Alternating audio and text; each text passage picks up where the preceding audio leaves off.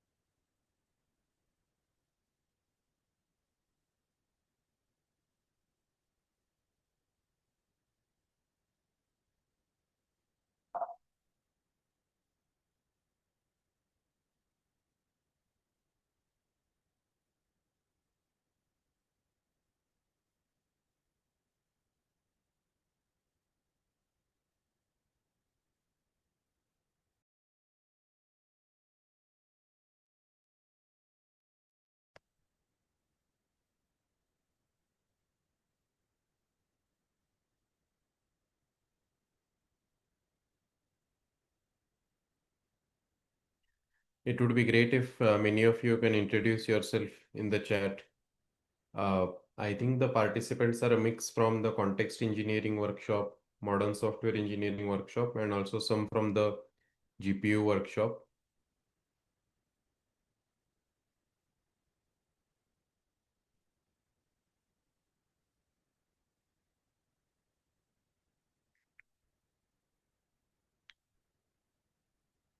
All right, everyone. So let's get started with today's lecture. I hope all of you can hear me. In today's lecture, what we are going to do is something which I've been thinking about for a very long time. So what we are going to do is that we are going to build an end-to-end project. So let me just write it down. There are still some people entering the waiting room. So I'll just admit them. So what we are going to do in today's lecture is we are going to, and instead of calling it a project, let me call it a product. We are going to build a product. We are going to build a product in this class using the practices of modern software development. Using the practices of modern software engineering and also context engineering. What this essentially means is that earlier, 5 years back, or maybe even 10 years back, if I were to conduct such a lecture, in one lecture, I would probably cover only 1/10 of what I'm planning to cover today. But now we have coding agents, right? We have Claude Code at our disposal, and not just that, it has tremendously accelerated the speed of software development. So today I have taken a problem statement which is can actually be converted to a product. So many of you in this call, if you follow along very well, by the end of this lecture, you will actually have a working product which you can improve upon it a bit further. You can even sell it to potential customers. Okay, so this is going to be a very industrial grade lecture. And in this lecture, I am also going to talk a lot about how I usually interact with Claude Code or coding agents to build a product. It's not a random practice, it's a very systematic workflow. So I'm going to show all of that to you on a live project, which means that I'm also going to build this project today with you during this live lecture. So some requirements for you to follow along is that all of you need to attend on a laptop and not on a mobile phone. And secondly, you need to have Claude Code installed and connected to VS Code. How many of you have Claude Code installed and connected to VS Code? Could you mention in the chat if Claude Code is installed and you have it connected to the to VS Code? Good. You can use Codex also, that is not an issue.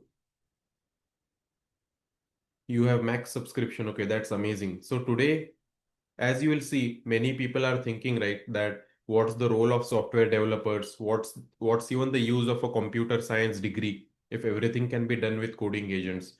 Today, hopefully, I can demonstrate to you that humans are also important in this loop. And that's the first thing. And second, the speed of building products can accelerate tremendously. So in this workshop, my goal is to convince you of two things. First is that the speed of product development has become now 10x. The second thing is there is a systematic way you need to deal with coding agents, and this field is actually called agentic engineering.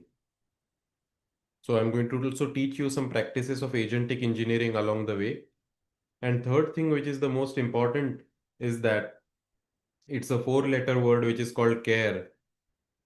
So I personally think that in this age of coding agents, what distinguishes good developers from poor developers is how much care they put into developing their product.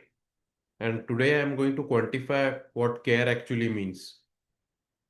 Uh, there are people who blindly give prompts to Claude Code and just wait for it to give some output. That's not care. As we'll see today, care is actually thinking from scratch, thinking whether the product will actually benefit your customers or consumers. So in today's class, I want all of you to think like startup founders or builders of the future. So don't think about building toy products in today's class. This is not that class in which you will build a toy project and add it to the resume. In this class, I actually want you to build something which you can sell later. When I say I want you to build something which you can sell later, I mean we want to build something which actually creates value and you can tap into that value by earning revenue. That's the difference between the modern software engineering and traditional software engineering, right? Earlier, I would have taught you a toy project in 2 hours or 3 hours, but now my goal is to build a product with you which you can sell and you can earn revenue. And for that, care is very important. If you don't put care into interacting with your agents, your product will never be used by consumers. Okay, so let's get started with today's lecture. First of all, can everyone tell me if they have Claude Code and VS Code and they're ready to get started with today's lecture? You can put yes in the chat if all of us are on the same page. Okay, let's get started. So I'll first introduce the problem statement to all of you. And this is this is the first thing which is very important when you're building a product, right?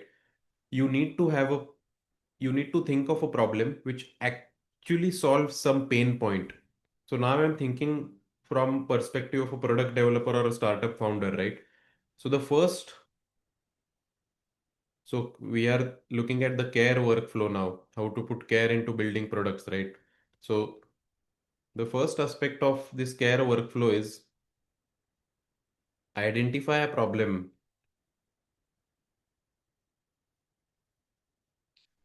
Identify a problem which people care about,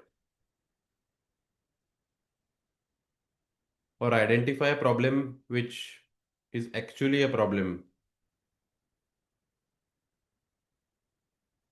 If you build something random, no one is going to purchase it, right?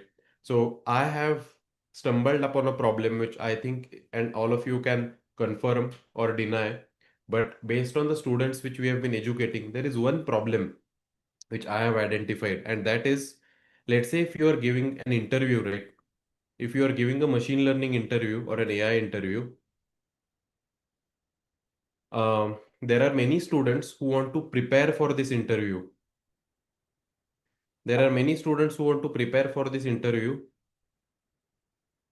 before the actual interview. Like I want to build an actual, I want to build a system. I want to build a system which facilitates a mock interview, a mock ML interview for a student. And when I say facilitate, I don't mean some random list of questions. I want to build an actual, um, I want to build an actual system in which interacts with the student like a human. So my system interacts with the student like a human. So if you were to give a name to this project or product, what we are going to build today is an AI powered mock interview agent from scratch. And this is not going to be something which is um, like a toy project, right? I actually want people to pay for this tool. Why will people pay for this tool if it adds value to their lives? And why would it add value to their lives? What will it do for them? It will conduct an interview for them, and it will conduct an interview as if a human is talking. So one very important aspect of interviews is also the stress, right? There are many people who can answer questions, but when a human is sitting in front of them, there is anxiety and stress involved. So I also want to have a voice platform in which my AI interacts like a real human. So this can actually simulate the conditions of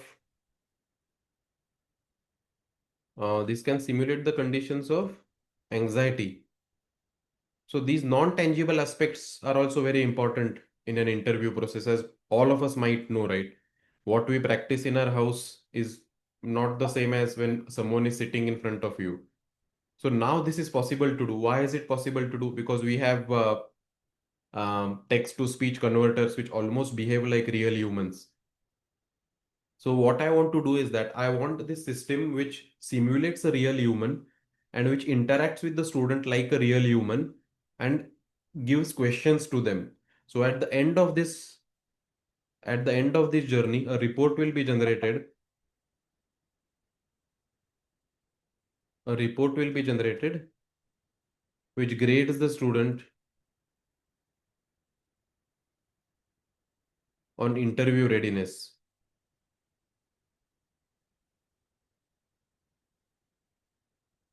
So what we are going to do today is that we are going to use a modern software development workflow. Modern software development workflow to build this production grade AI application. So before we actually get started with the building process, let me see if there are any some doubts or questions. Yeah, recording will be available for sure. Now, many of you who are in this call, first, you can tell me that whether you understood this problem statement or not. Many of you are students, right? Can you think of whether this is a pain point for you? Is there any system right now? Is there any product? There might be competitors for sure, but is there any other competitor which gives you such kind of an experience? I want to speak to a human and simulate for me. I want to get a sense that whether I am actually ready or not. And many of the students, after they take our courses, they ask for interviews, right? So we don't currently prepare students for interviews. So then I thought about building this tool from scratch. And earlier, if I were to think about building this, it was difficult because I would have needed to hire software developers. But now it's not difficult because, as I'll show you, we can build this entire product using Claude Code.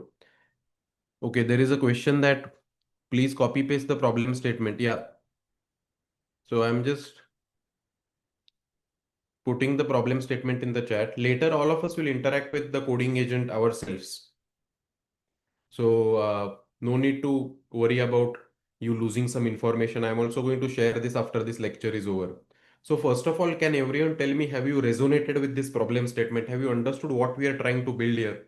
We are trying to build a human interviewer to simulate an interview situation for a student. So this is the first thing which you need to do when you want to build a product, and that is care workflow one. Instead of building something random, you need to get user feedback on whether something which you build will be actually useful or not. And then comes the care workflow two, which I believe is the most important and which separates good agentic engineers from poor agentic engineers is we need to do independent thinking. So care workflow 1 is actually problem statement and care workflow 2 is independent thinking. So what I want to illustrate in this point, which is very important, please pay very careful attention here. This same problem statement, if I give to 10 people, and in fact, this is how we conduct interviews in our company now.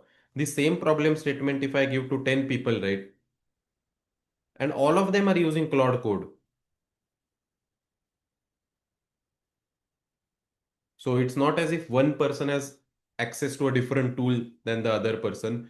But what I've seen is that the output which different people produce is hugely different from each other.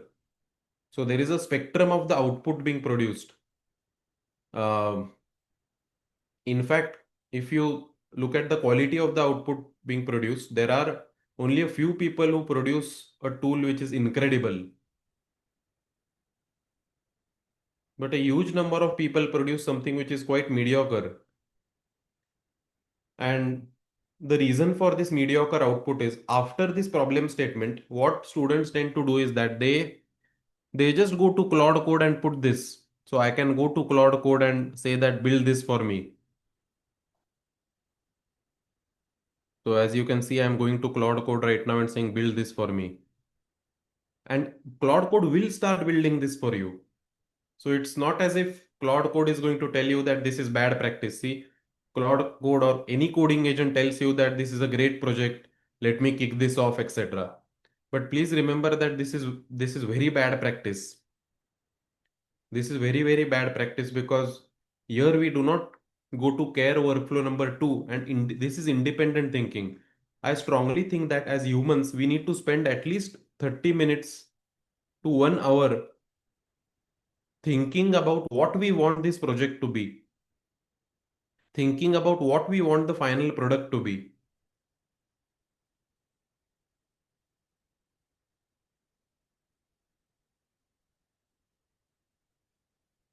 And I am going to now illustrate my thinking process, how I do this independent thinking phase for all the projects. First, I actually visualize what the input is going to look like for the student, right? For the consumer. So what I plan to do initially is that I plan to have a system where students first upload their resume because I need to know some information about the student, right? Students upload their resume.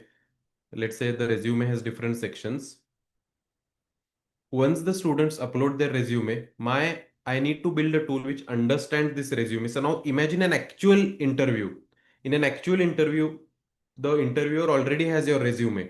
Then the interviewer looks at your resume and asks questions, right? So after the resume, then the Q&A voice session will begin.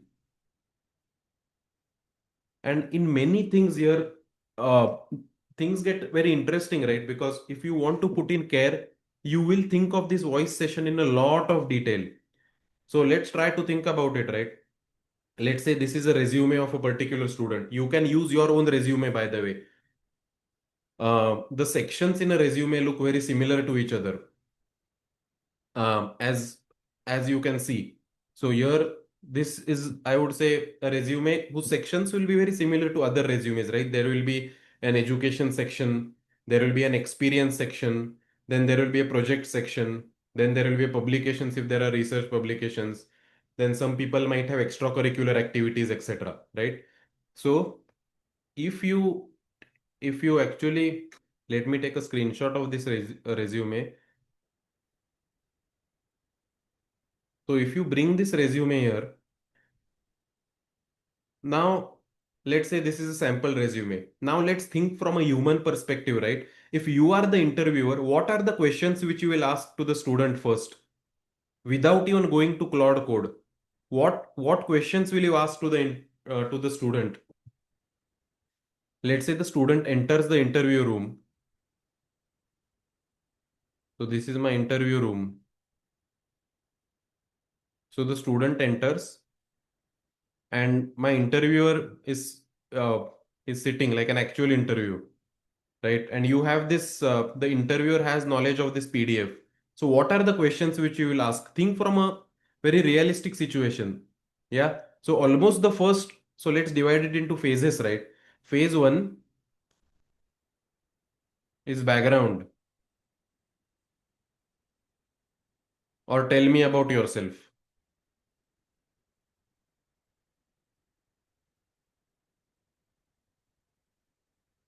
Okay, this is fairly standard.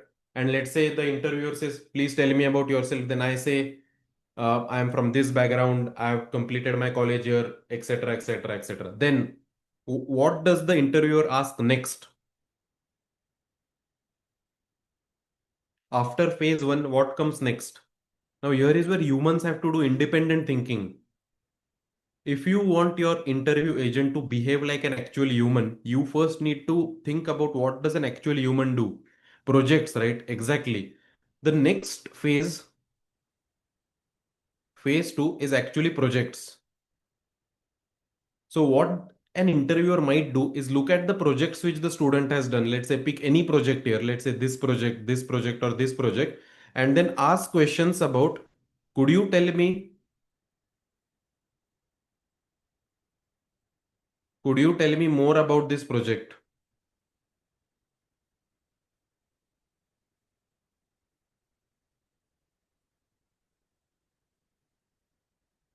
Could you tell me more about this project? And then the student starts answering. Then what happens? As the student starts answering that I did this, etc., then what happens? Does the interviewer immediately stop and move to another project? So this is the independent thinking, and this is not an easy part at all. This will eventually distinguish your project from thousands of other projects because you are putting in care, thinking about all this, right? They drill down, right? Exactly. They drill down. So no one stops here actually. Even as an interviewer, my goal is to use the project as a proxy. I will use the project as a proxy to actually check the student's understanding. How can I use the student project as a proxy? Because when the students explain about the project, I will immediately catch on to something which I want them to explore more.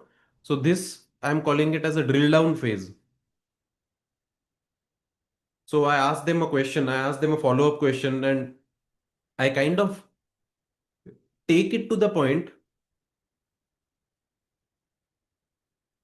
So it's like I call this the Russian doll experiment, right? So I don't know how many of you know about the this. So the reason I'm calling it this is that I actually try to see how many layers deep can they answer. So if they tell me about the project, I ask them one deeper question. Then I go deeper. Then I go further deep. And then the final layer could be explaining something to me on the whiteboard completely from scratch. So I try to drill down to the point where they don't know the answer. And using this, I kind of judge where does a student stop. There are some students who immediately cannot even go one layer deep. There are students who go one layer deep. There are students who go two layers deep. Whereas there are students who go till the last layer. These are kind of the best students who can think independently on their own till the last layer is done. So I use the project as a proxy to do this Russian doll experiment where I'll drill down until uh, until they say that I don't know, which is perfectly fine. I just want to know till how many layers they can go. Um, Okay, and these questions can be technical questions. What technology you used? Why did you use this? What if you use something else? Let's say they used a small language model. Why did you use a small language model? Then they say something. Then I say, can you build a small language model from scratch? So I go down, I go down, I go down, and I grill them until the point where they say, I don't know, which is fine. I just want to see how deep they can go. So I do this. So let's say one project is done and the person says, I don't know. What happens next in phase three?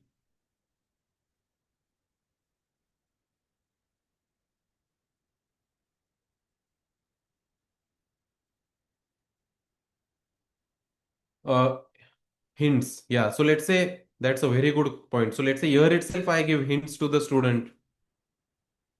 I give hints to the student and I say that, uh, okay, this is the layer at which you have stopped. Let me give you a hint and push you further. So I give a hint to the student and see how far they can go if supported. Because in an actual job, this same thing might happen, right? They don't know something, they come to me and I give them some hint, but then I want to see how proactive they are.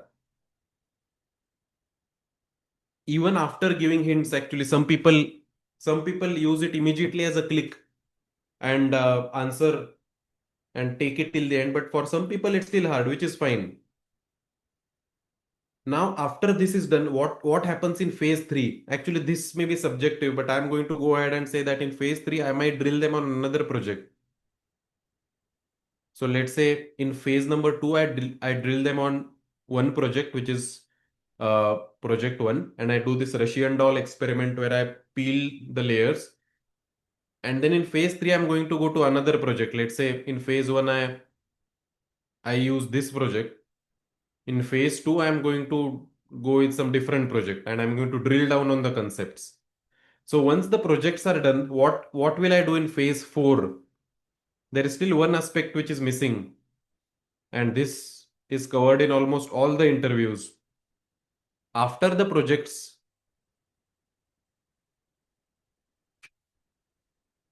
yeah, I think Nagasekar has answered this particularly well because there is one thing which is missing, and that is actually factual questions, right? Like actual factual questions which may be not related to a project, but like what is the softmax algorithm, or let's say what is flash attention, or when we go from the attention scores to the attention weights, why do we divide by the square root of the keys dimension? Or if it's a system design interview, as someone has pointed out in the chat, you will ask some system design questions. So these are questions which are factual questions which have one correct answer, and here I want to know whether they will be able to answer these technical questions or not. And then finally, once phase one is done, phase two is done, phase three is done, phase four is done, and when phase five is done, what is phase five actually? There is one more phase towards the end.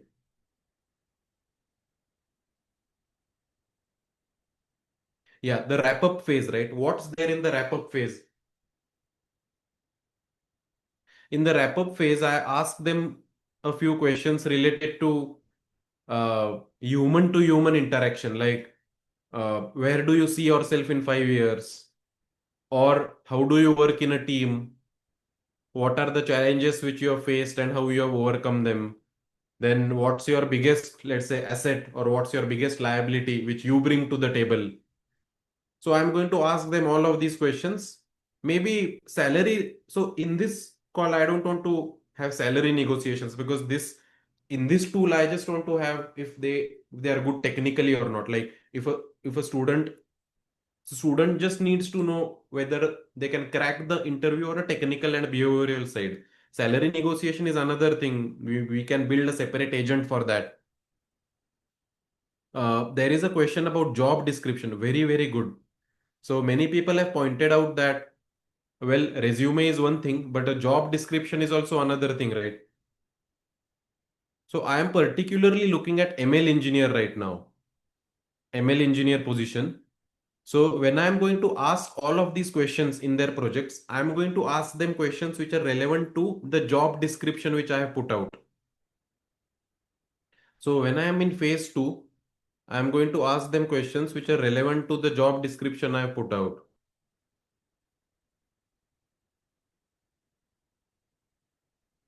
Let's see if there are any questions in the chat. So Sampath is saying I do this way: self-introduction, projects, knowledge, technology depth, system design thinking, behavioral fit. Exactly. So Sampath, the approach which I have followed is very similar here. First is the project, then first is the background, then I drill down into the projects with this Russian doll approach. Here I go in a lot of depth actually. Then the second project, then factual or system design questions, and I wrap it up with a behavioral question. Salary discussion I don't do in this technical round actually. It's a bit later after they are fit. Shivam is asking whatever answers user is going to give, we need to ask what, how, and why. Exactly. This is very important. And that differentiates good products from bad, right? Some people who are blindly building this interview tool might just. So I gave the same project to many students for an interview round, right? What many people had built was you ask a question, student gives an answer. You ask another question, student gives an answer. This is very bad, right? Usually, an interviewer asks follow-up questions. Very few people who build the product followed this Russian doll approach where follow-up questions were asked. That's difficult to build. You don't just randomly go on asking new questions each time. So these are the 5 phases in which ideally I would want to build this interview tool. So the thing is, now think about it, right? If you have randomly built this, and if your manager or anyone in your team asks you, why have you built this way? You have no thinking, you have no rationale. And that's very poor. That's poor planning. That's not a good software engineer at all. A modern software developer knows exactly what they are building. And if someone asks them the question that, why have you built it this way? You can tell them that because I have thought about this project in 5 phases, because this is how I would conduct an interview. And I want my AI system to behave as close as possible to a real human. So I'm mimicking my thought and I'm drilling it down into my AI agent. That is how you put care into projects, right?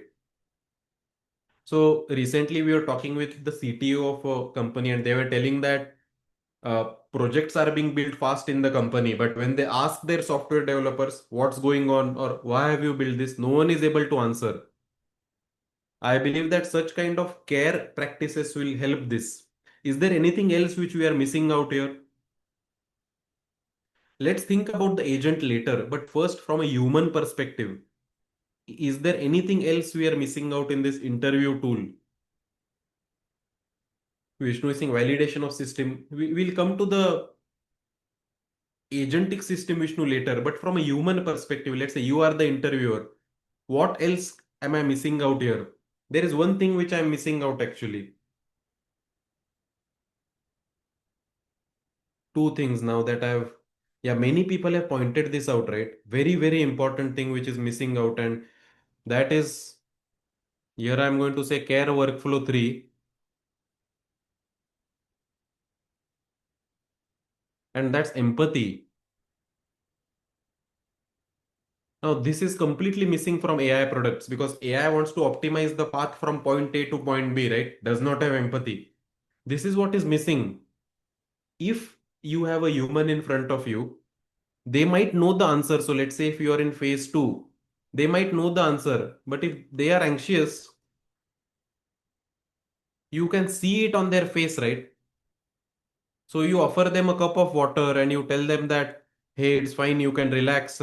Uh, just take a deep breath and then maybe you can switch to an easier question. This is completely missing from our workflow currently. How can we judge whether uh, how can we judge whether the person in front of us is anxious or if the person in front of us is anxious or stressed? This also needs to be integrated into our product somehow. I want my product to have empathy.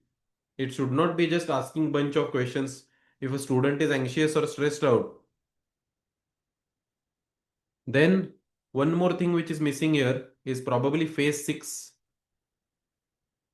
is, do you have any questions for me? So this I had forgotten, but many people pointed it out on the chat. So phase 6 is, do you have any questions for me?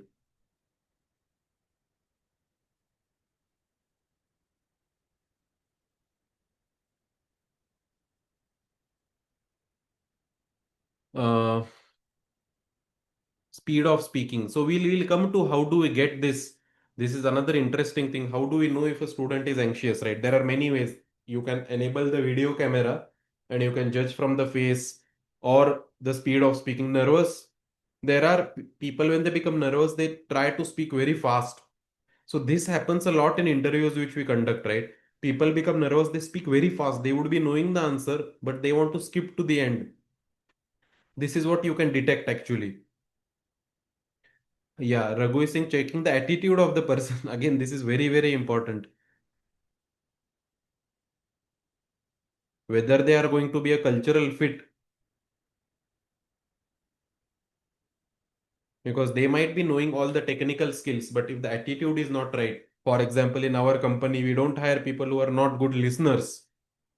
Although they are technically very sound, it might depend from company to company, right? Mega is saying check whether they are confidently wrong. Okay, now we have these 6 phases, and we have thought about So we have implemented care workflow number one, which is identifying a problem statement which would actually solve a pain point. We have thought about the care workflow two, which is independent thinking. And we have thought about the care workflow three, which is empathy. And all of us have come up with a lot of points which we think need to be implemented in this interview system. Okay. Um, okay. Raut is saying at the end there should be key metrics which where a company can configure it.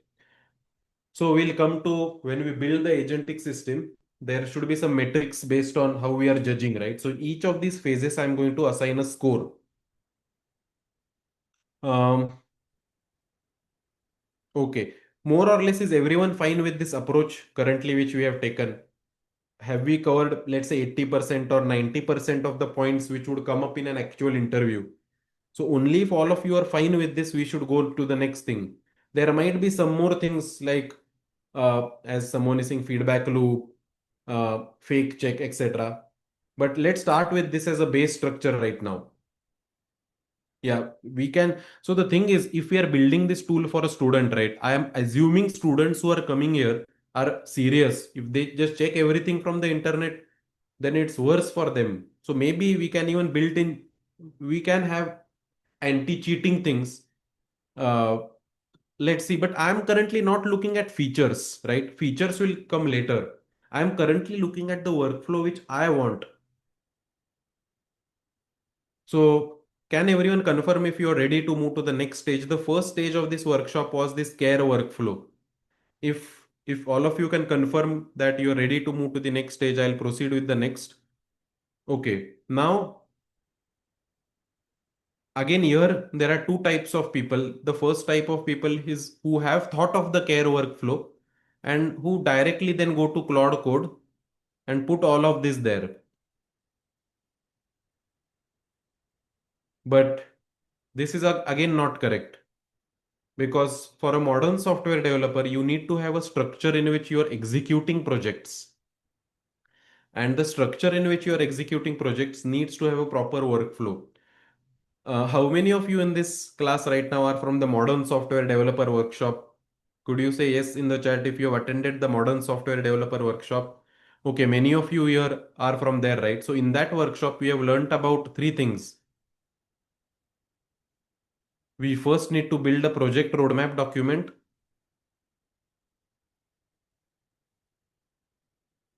We need to execute the tasks. And then later I will develop a walkthrough to see what all I have built so far. So we have a system of interacting with Claude Code.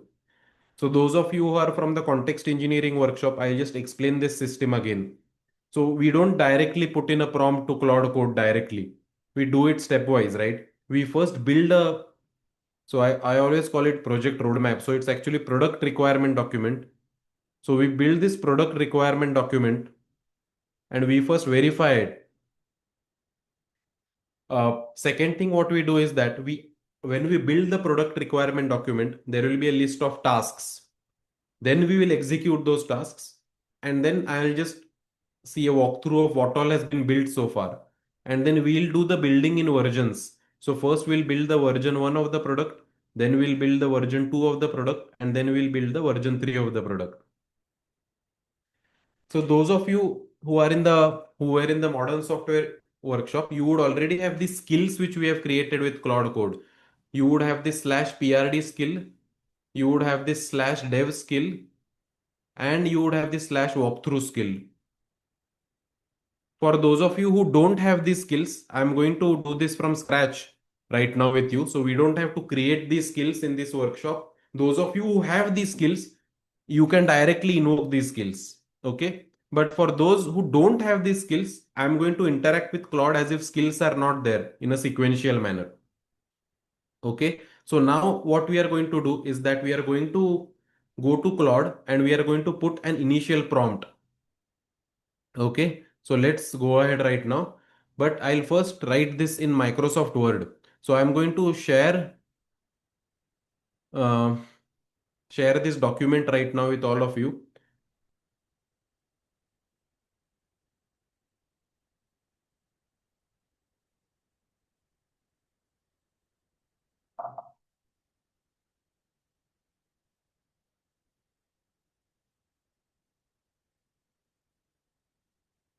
So you can copy whatever I'm writing here.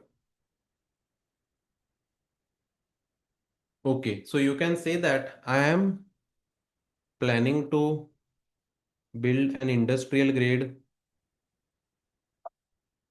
I'm planning to build an industrial grade. Now, see, English is the new programming language, right? As I always keep telling in the modern software developer workshop. So whatever I'm writing right now is the code. Earlier, when I would be typing code, all of you would think that this is a coding session. But right now, whatever we are typing is actually you can think of it as a code. So it's very important that we write everything here correctly. Okay. So I'm going to say I'm planning to build an industrial grade product today, which does the following. Um, it's a full AI powered mock interview agent from scratch. It takes in the resume from a student.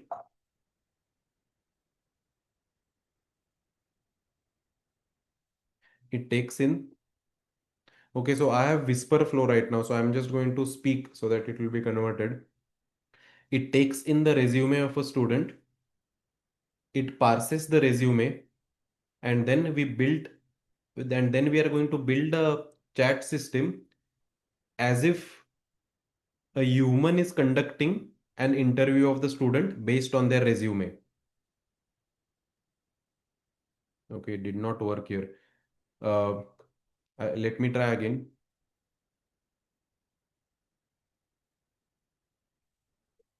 So what I want to build is it will take the resume PDF as an input. The resume PDF will be parsed, and then we will have a chat system which simulates how a human would conduct an actual interview of a student.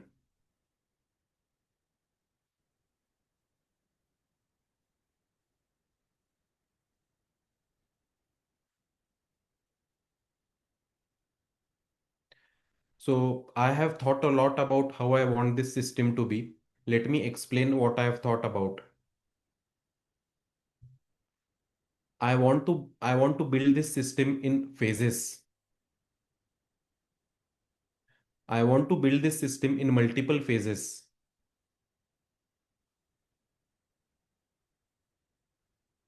So now let us actually see the phases which we want over here. Phase 1 is where the interviewer asks questions about the background. Phase 1 is where the interviewer asks questions about the background of the student based on the background section of the resume, such as could you please tell me about yourself, etc. Phase 2 is where the real technical interview actually starts. In phase 2, the interviewer will identify the most important project which the student has done. That might be the first project in their experience section or the first project in the project section. The interviewer will follow a Russian doll approach here, where they'll keep on drilling down until they reach a stage where the student cannot answer the question. This is very important for me. You can think of it as a Socrates method, where I will keep on asking them questions about what they have answered so that I go down in a lot of detail. Remember that the job description is for machine learning engineer. So when you drill down and ask questions to the student, they will be related to machine learning engineer.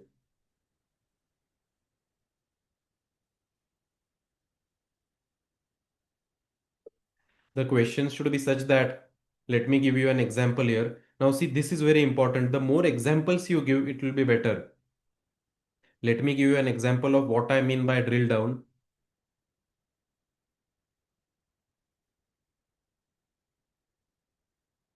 If a student says they have built a project based on retrieval augmented generation, the first question I will ask them is what exactly did you build? The second question I will ask them is that could you tell me how this works? Then I will ask them what is retrieval augmented generation or RAG? Then I will ask them what are the different chunking strategies? Could you explain the trade-offs between chunking strategies? Then I will ask them what is vector indexing. Could you tell me the difference between HNSW versus IVF flat? Could you tell me the difference between HNSW or IVF flat? Then I will drill down further and explain. Could you tell me about cosine similarity? What's the formula for cosine similarity? Then I will ask them what's the disadvantage of RAG? Why did you not use fine tuning?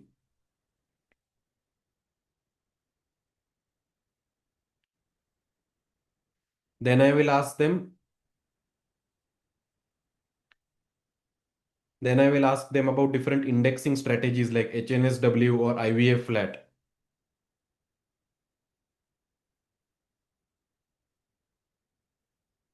Then I will ask them, why did you use RAG and not fine tuning? Then I will ask them what are the advantages of RAG.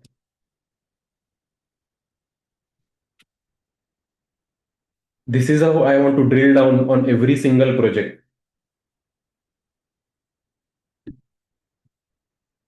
You need to smartly construct the follow-up questions based on what they have answered before, and I want to test their ML engineering knowledge overall by using their project as a proxy. So this is what putting care into the prompt looks like, right? For a people who randomly gives in inputs, they will just put something very quick over here, but I'm not putting something quick. I've actually thought about what I want to be in different phases. Phase three is where I will ask them questions about another project which they have done, or maybe a different type of a project such as a research internship. But here also I want to have this Russian doll or a Socrates method of questioning.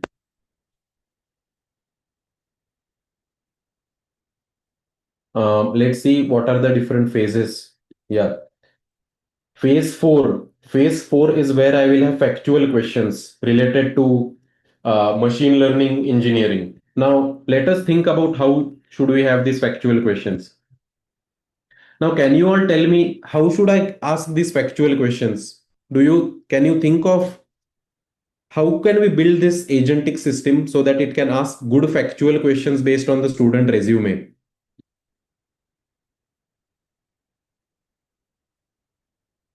So this question I'm not asking to Claude, but to all of you.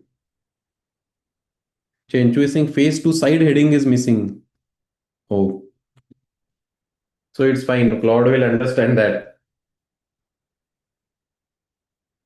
How do I choose the factual questions? I want the factual questions related to ML engineer, but where can I find it? Where can I get good factual questions? Let's say I do not trust Claude Code to give me good factual questions. Yeah, so let's actually use a tool, right? I want you to use an external tool for this. So if I go to machine learning engineering, interview questions,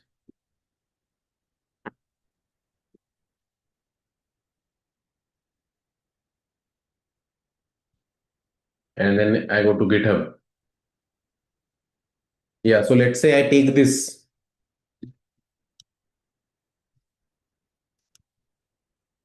I want you to use your web search tool, go to the above GitHub link and look at all the questions here, okay? I want you to download these questions into a markdown file. Now, based on the resume of the student, based on the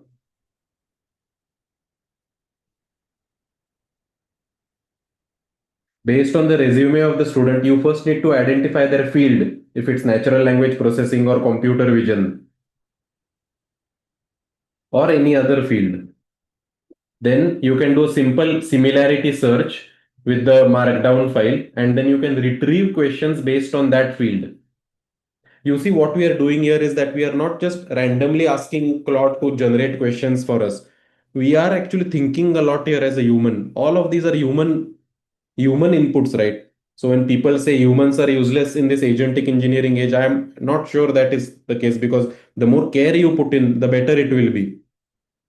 Then you can do a simple similarity search, you can retrieve questions.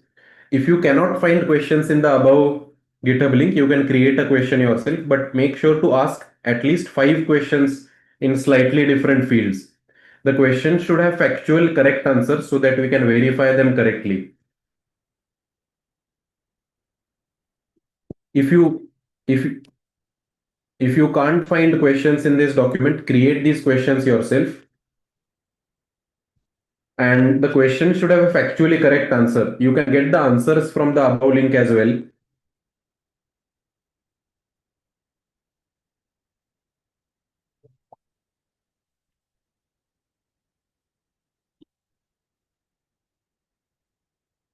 At least ask 4 to 5 questions so that we can grade appropriately.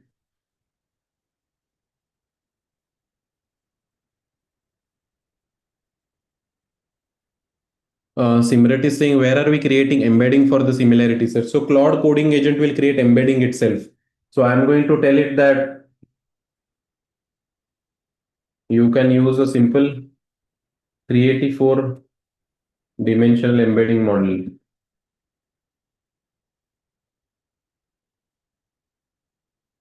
So Ravi is saying if we mention ML, it will only focus on ML. So you can make it more general. I'm just creating this right now for an ML engineer interview position. So this is my phase 4 right now, but we are still not done because in phase 5 is where I will ask them behavioral questions such as where do you see yourself in 5 years? What are the most important challenges you have faced? How do you work in a team?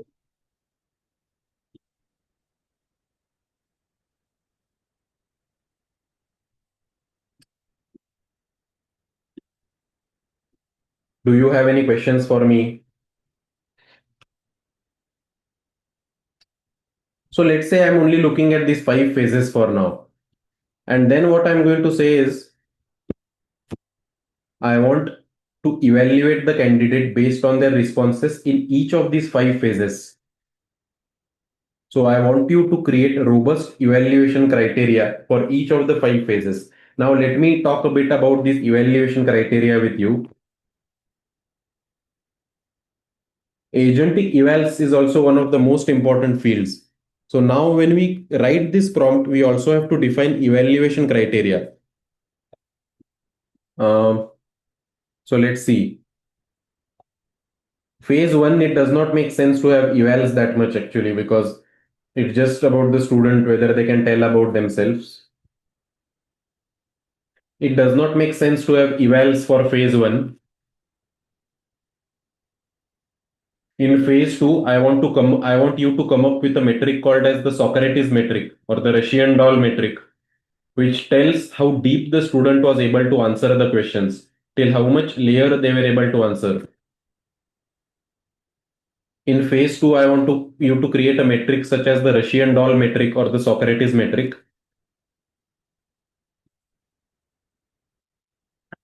I want you to create a metric such as the Russian doll metric or the Socrates metric.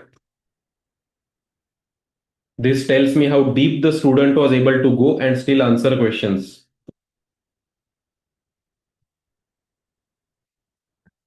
Phase 3 will be similar to phase 2.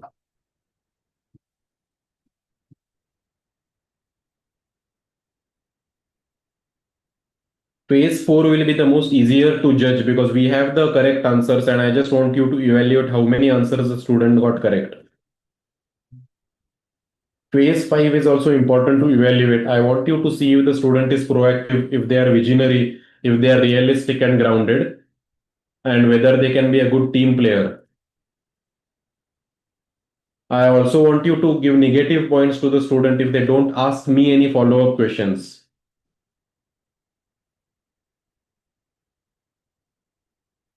Uh, let's see. I'm using Whisper Flow actually. This. So that's why sometimes my voice is getting detected, sometimes it's not. Okay, is there anything which we are missing here? So this is what we are going to give to Claude as a prompt, but is there anything I have missed? Empathy, voice to text. Okay, so let's talk about empathy a bit. Very good. There is one more thing which is missing here. That is empathy. So I don't want to build a I don't want to build a video feature here since it will be too complex, but I want you to recognize the voice of the student. And if the voice is too fast or stuttering, then it means the student might be anxious. At that moment, we need to take a break.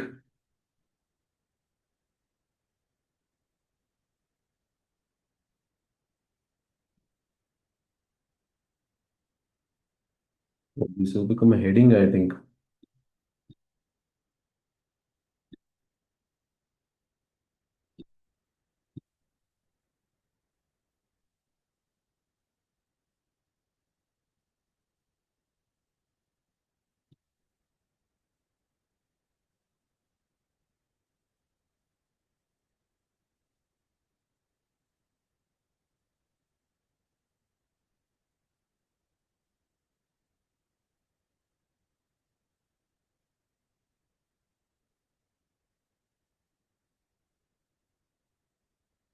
For phase 5 evaluation, I want you to evaluate whether the student is visionary, are they grounded and realistic, and whether they will be a team player.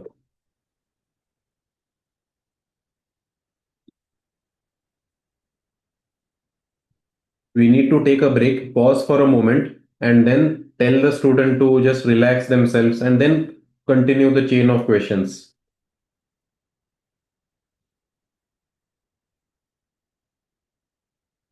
There is a there are a lot of comments in the chat how to validate the right or wrong answer. So that is why we have the evaluation framework here, right? For the phase 4, we are passing an external tool where correct answers are already given here in this link itself. So the answers which will be given by the student will be compared with these correct answers and then a score will be obtained. Video feature would be great, right? So let me say, okay, maybe in the initial versions I don't want video feature, but we can consider it in the later versions. Because from the video of the student, we can easily judge whether they are anxious or tensed. What is one more thing which is missing over here?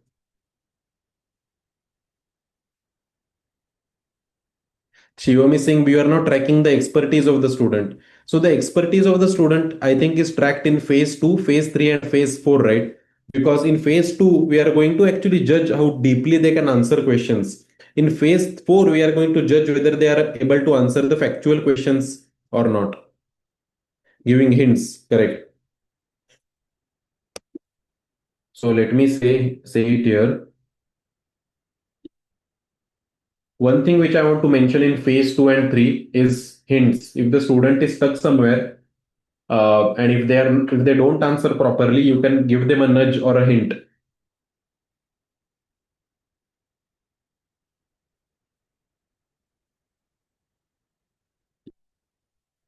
In the evaluation, I also want you to evaluate whether they are moving to the correct answer based on the hint which is given to them.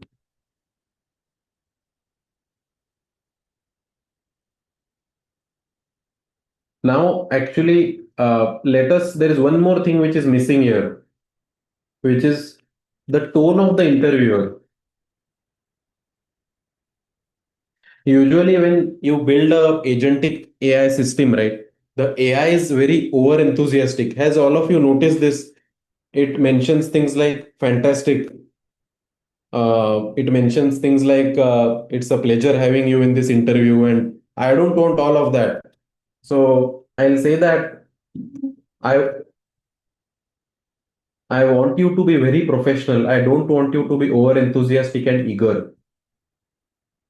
Remember that you are an interviewer who should not show too many happy emotions or too much over enthusiasm. The words which you use, the words which you use should be concise and to the point. So add this to your prompt template. Never use statements like incredible, great answer, let's move to the next. Whenever student gives an answer, never agree with them too much because this never happens in an actual interview. You process the answer, you ask the next question.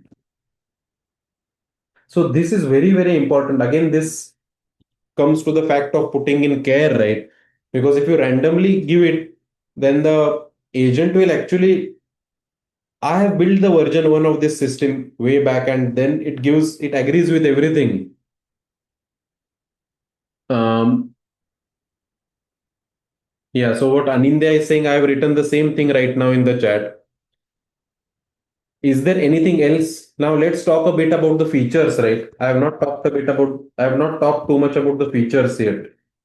So this is the cool part. Let's talk about features right now.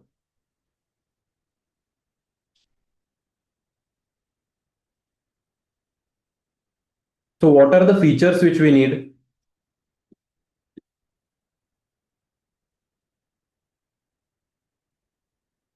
What is the main technology, or what is the main thing which will power this application? Voice, also text, right? So we need a large language model actually.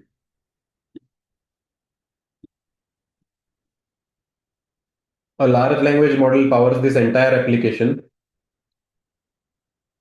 I want you to use GPT latest model, the reasoning model. So let's see. So if you have OpenAI API key, you should use that.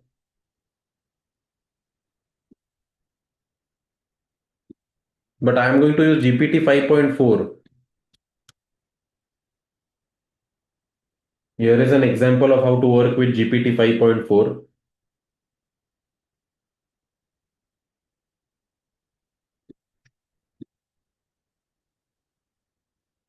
Now, for the voice part, let us do something interesting.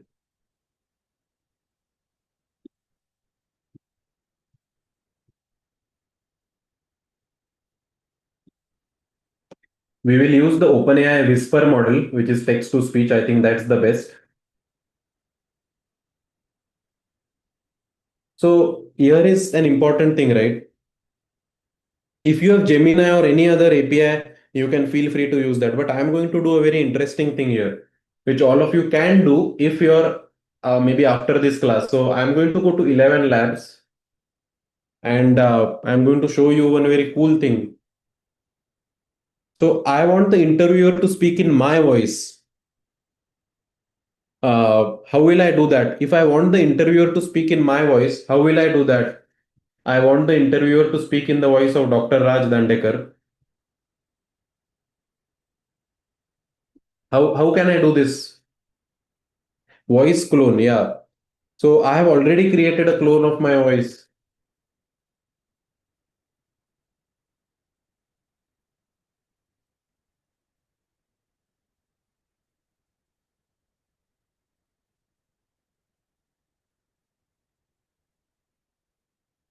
So I have created this already using 11 labs.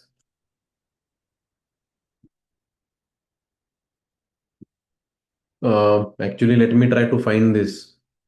Yeah, see, this is my voice. So if I let me use my voice here. In a quiet village where the sky brushes the This is fields in hues definitely of not my voice. Yeah, this is my voice.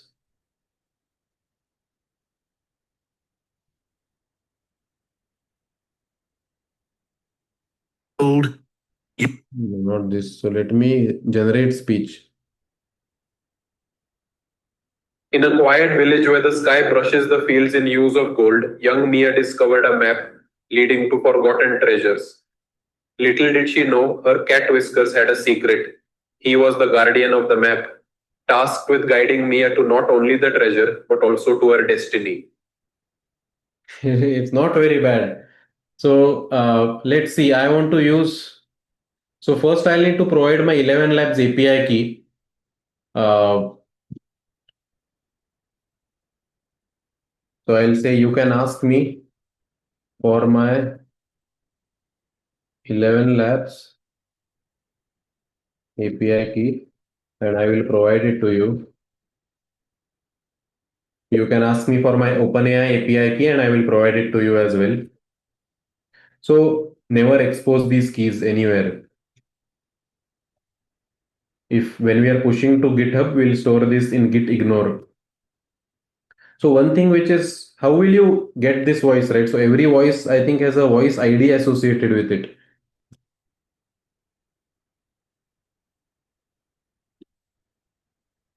The above is the voice ID which I want you to use. So if you don't have a clone, or if you can just go to 11 Labs right now and use any random voice here, and you can just copy its voice ID. So if you give the 11 Labs API key and the voice ID, then the interviewer will have your own voice. There is a good question by Karun that 11 Labs is expensive. Yeah, there are open source alternatives which are very good. For example, QuenTTS. This is incredible. Fully open source, runs locally, and it's only 1.6 billion parameters, I think. I have cloned my voice using this model also. It works amazingly well. Okay, what else is remaining now? Voice is done, chat is done. Uh, okay, one more thing.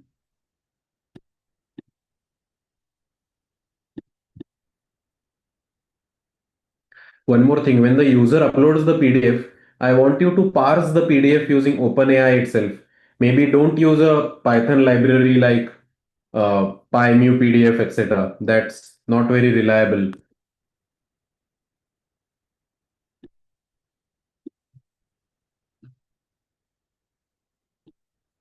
When you parse the PDF, you will need to store different sections. You will need to take the resume, convert it into different sections and store them in a database. What do we do about the database here?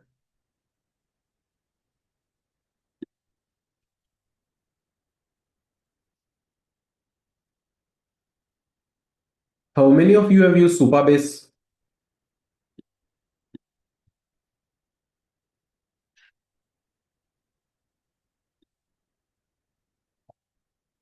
Let us use Supabase as database. We can use Oracle also, but Supabase is just uh, let's use Supabase, and I'll show you how to use this. So you can go to Supabase here right now. If you don't have access to this, you will need to sign in here, and you can create your first project for free also.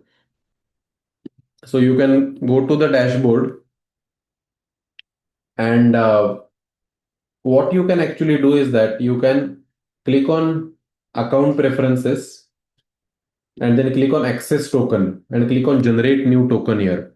So I'm going to type in Supabase access for interview agent. So let me actually store all my keys in some separate place here. So this is my Supabase key and my 11 labs.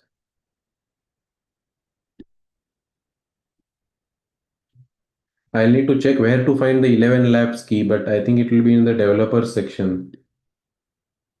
So I'm going to say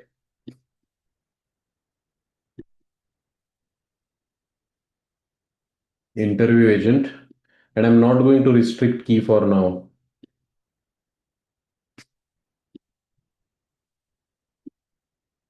So this is my 11 labs key, and I'm going to say that I will give you the access key to Supabase. You can use that access key to create a database on Supabase and store the respective sections.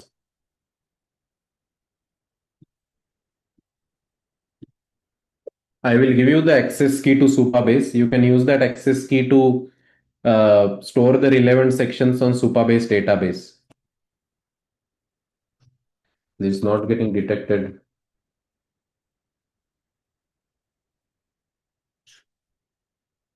So I'm saying I will give you Supabase access key. You can use it to create a Supabase project and database tables. Let me see if there are any doubts or any questions in the chat. Okay, good. So now database is created. So when the resume is extracted, First, the resume is extracted. So I'm saying that to extract the resume, use the OpenAI PDF parser itself. Don't use a Python library. It's not very reliable. When you parse the PDF, you'll need to store different sections. You'll store them in the supervised database. Okay, that's good. What about report? I want you to create a final report for the student once their interview is finished. This report should indicate their score on all the different phases.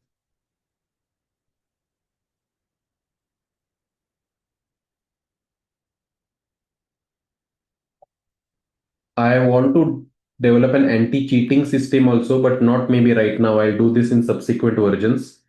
I also want to build a full CI/CD pipeline which pushes to GitHub and then links to my AWS, but maybe in subsequent versions.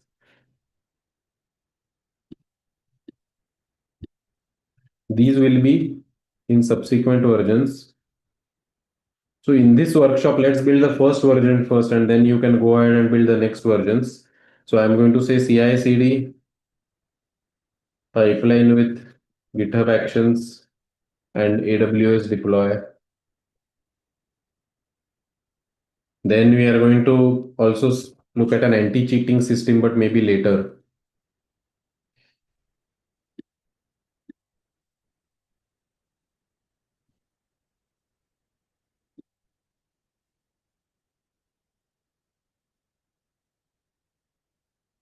Okay, so let's see that if there are any questions in the chat. Are you not specifying the agentic framework? So now we have moved past that, right? This was maybe 6 months back where we would have specified an agentic framework.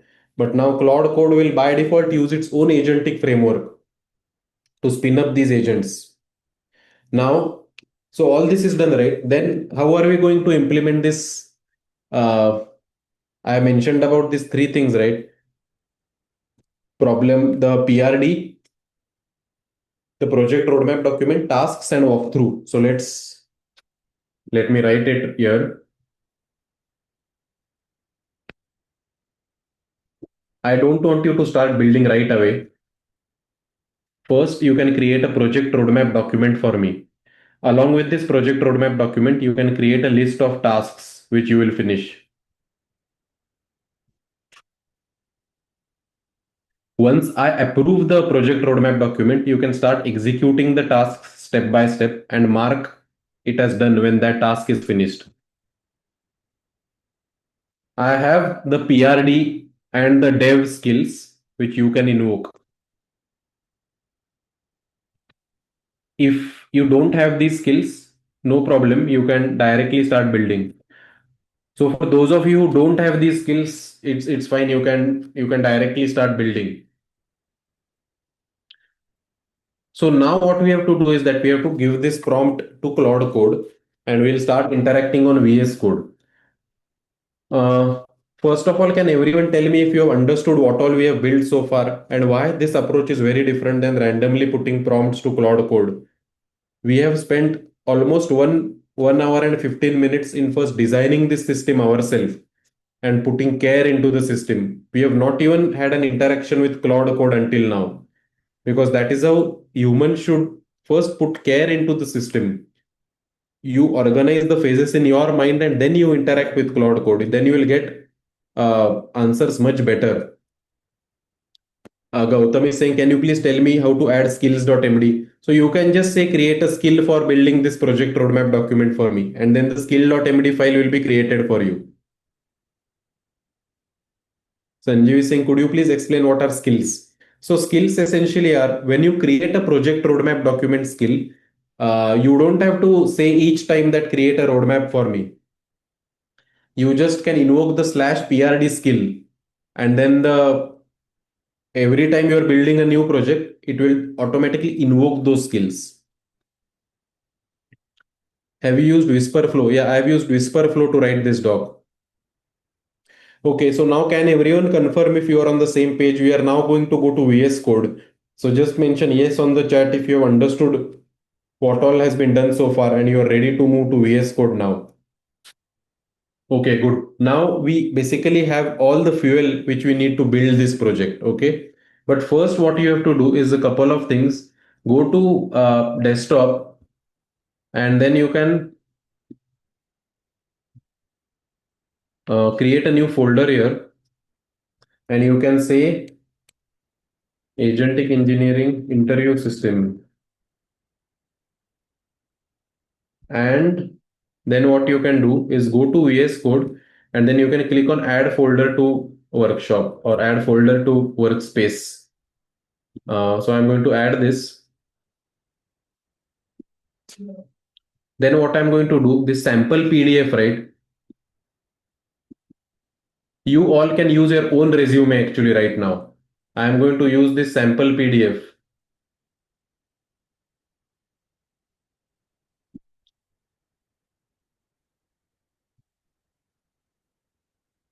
and I'm going to say here that use this resume as reference.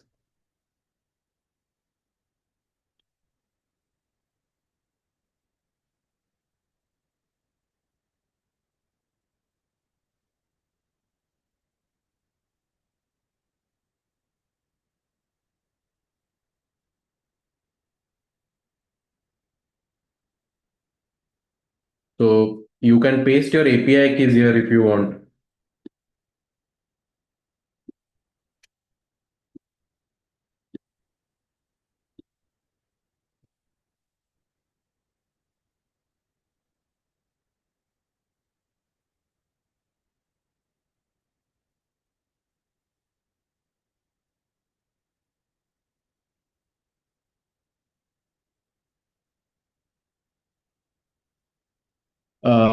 Please provide the resume. So what you can do is that let me actually provide this, or let's say ML. Yeah, just take this resume.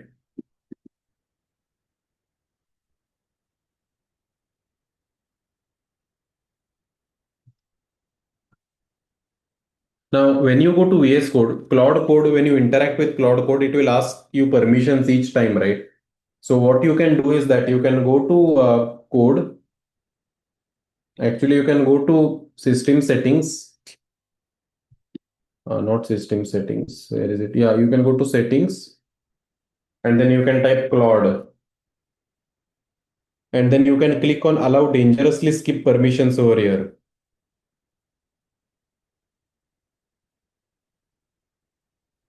And then initial permissions mode, you can select bypass permissions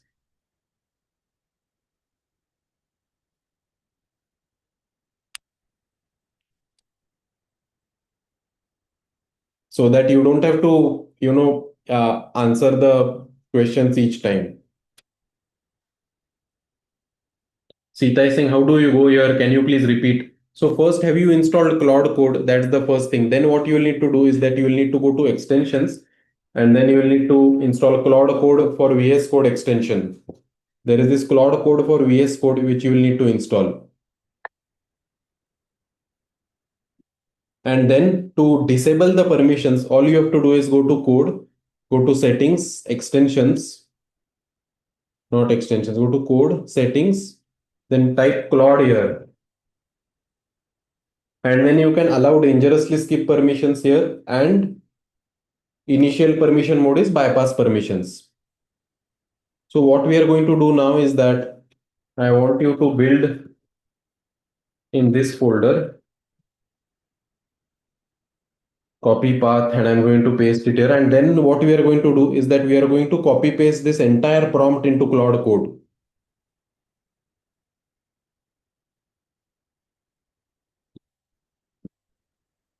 How many of you have done this? Could you mention yes in the chat? How many of you have copied the prompt and put it to the coding agent? So this is where the project actually begins. So that is what I wanted to illustrate in this workshop primarily, that agentic engineering is not about directly interacting with Claude Code. It is about much more than that. You have to put care into the system. You have to put empathy into the system. You first have to think about the workflow yourself, and then follow this PRD tasks and walkthrough approach to interact with the agentic engineering system. Let's see if there are any doubts or questions. Not able to see the code folder in VS Code. So at the top left, can you see this code? So the code file edit selection will be all over here.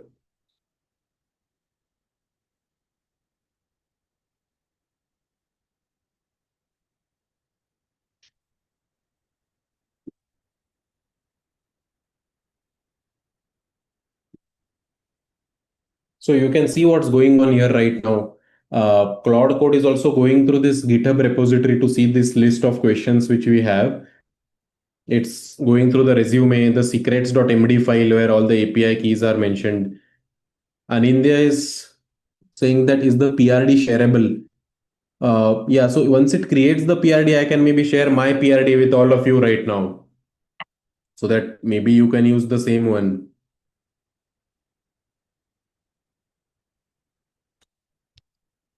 So Ajiket, since you are on Mac, since you are on Windows, I think that might be in file. Can you try going to file settings or some preferences, something like that?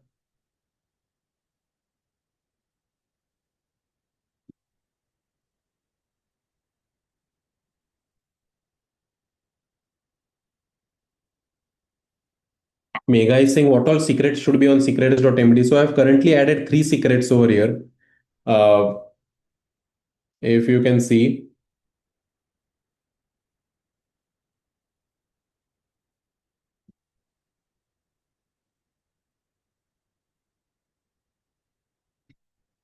I've added the OpenAI secret. I've added the 11 labs and I've added the Supabase secret over there. Those are the three secrets which I've added.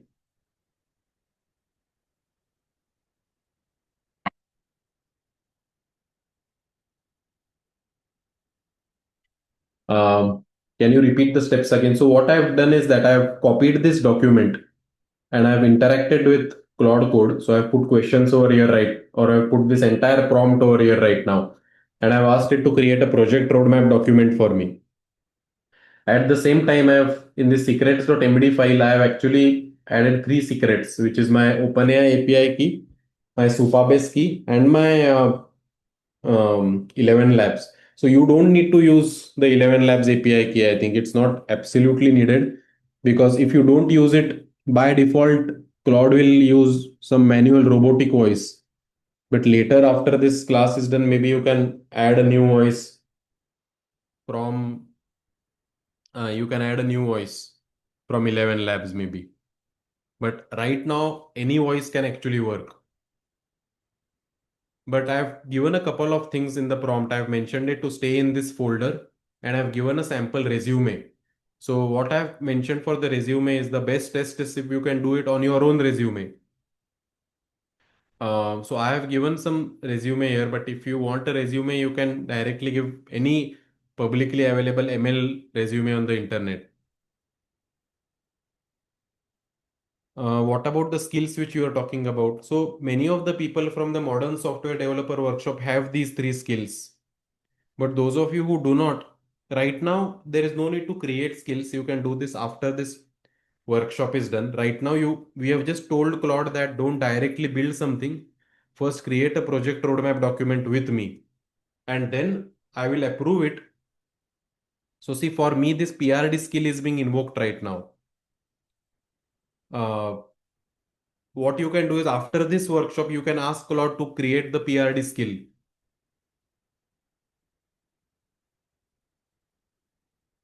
So it's saying that I have a few targeted questions before I write the PRD and the task breakdown. Front-end preference, you mentioned React. Streamlit would be faster to ship. So I'll say I want React.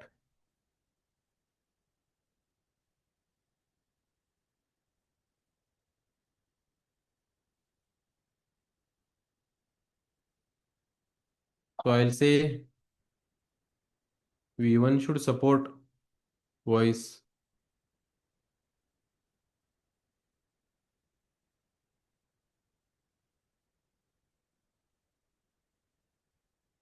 So I'm saying you can create Supabase project yourself.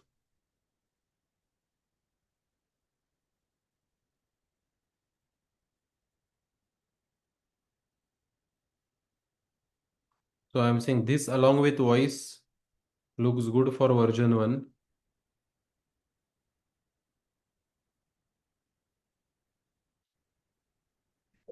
I'm demonstrating this in a lecture right now. So maybe keep the number of tasks to less number of tasks, maybe 8 to 10 tasks.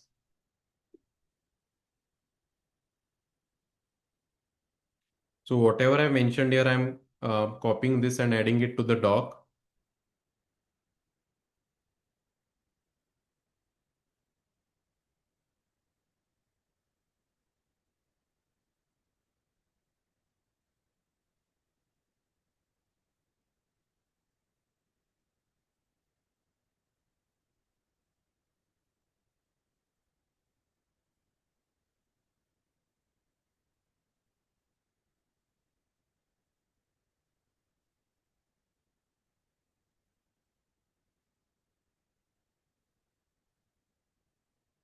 Let me see if there are any questions in the chat.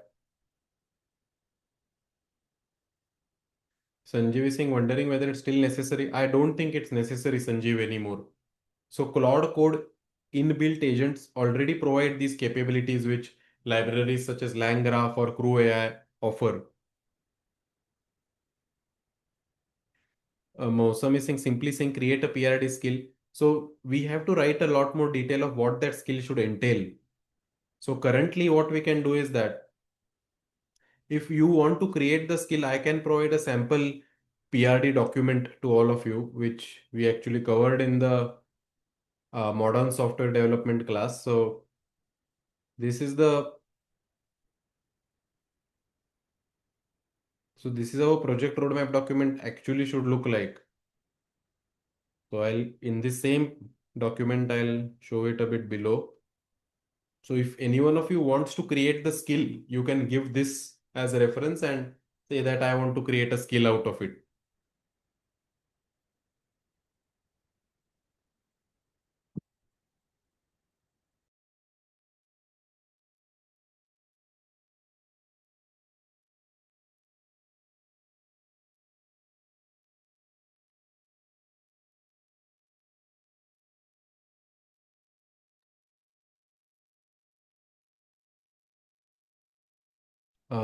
Let me see if there are any questions in the chat.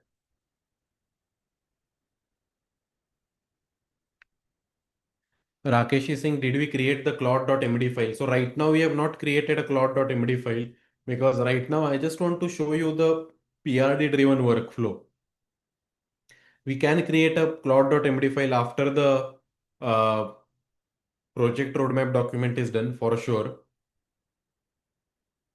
Kapil is saying that what plan of 11 labs is relevant for us. So you can start with the free plan right now because you can even clone a there is one voice clone option which 11 labs offers you for free. So that you can already use. Okay, so you can see here that the task breakdown for me has been created now. React plus Fast API, GPT-4, Whisper 11 Labs, Supabase. Okay, great. This is exactly what I want. Key design decisions, Socrates depth score. So here you can see for me, this prd.md file is created because I have the project roadmap document skill.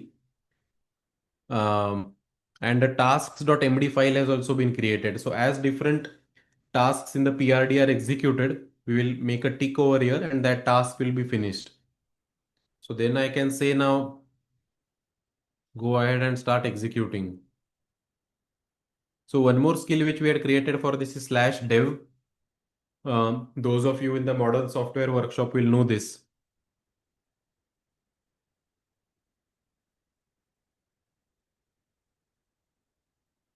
There is a question, what was the Supabase value? So for the Supabase, what you will need to do is that once you create the Supabase project, right, you will need to go to account preferences. You will need to go to access token and then you will need to click on generate new token. You provide a name for the token and then copy it and put it in your secrets.md file. So see, this is how tasks are being executed right now for me. While this is ongoing, maybe I can show you all how skills can be created.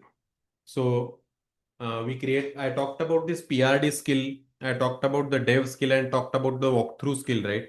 So if you want to create a skill, you can simply say that every time I work with Claude on a project,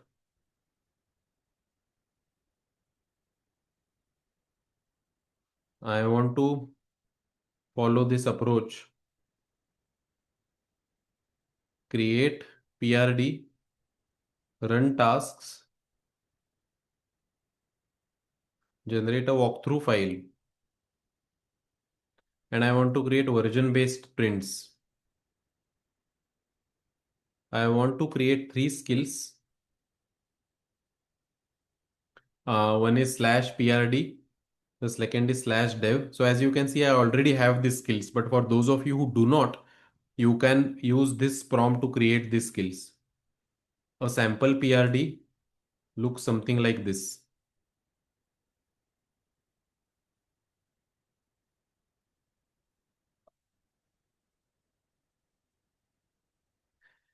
And then you copy paste that sample PRD which I mentioned over here.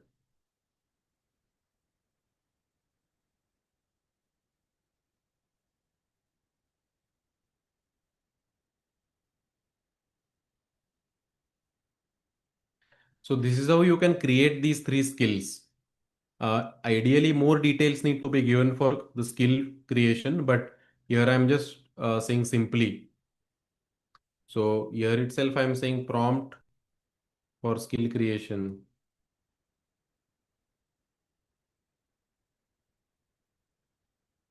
All right, and then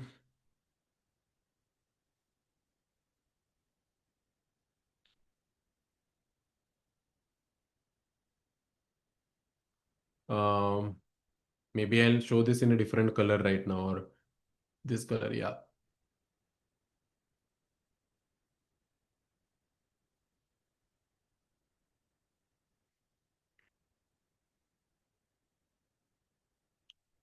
Mega is saying we need to remove this line since we are not using your voice. Yeah, you can remove this line or you can use any other voice actually from 11 Labs. No need to stick to my voice. You can go to text to speech here and use any other voice over here which is available on the free plan actually.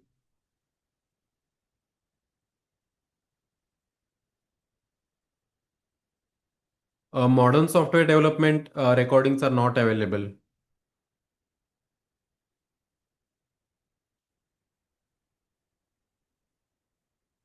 How many of you are actually running this right now as we speak?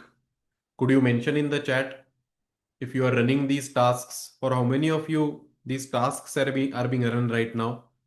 Yes. Okay, very good. Nilima and Karun running this task. Sumit, Aritra, Tanvir. Yes. Okay, very good. Um, but no API keys. So API key, right, Ajiket, you can even use Gemini API key because they have free tier API key. No need to stick to OpenAI. Sarthak is saying, should I share my PRD? Yeah, Sarthak, you can please share your PRD on the chat. I'll probably open it and show it to everyone also. So Karun is right now on task number 4. That's very good. It's going ahead very fast. For me, as you can see, I'm on task 2 right now. So one more thing which people from the modern software developer workshop and even in the context engineering workshop will recognize is that when you run the different tasks, the ideal way to go about it is to attach every task with tests, which we are not doing right now for the sake of simplicity. Ideally, what we do is that when you create these skills, right? When you create the skill for slash dev, what you should also say is that attach um, for the slash dev skill, attach tests along with every task and mark task as completed only after all the tests pass.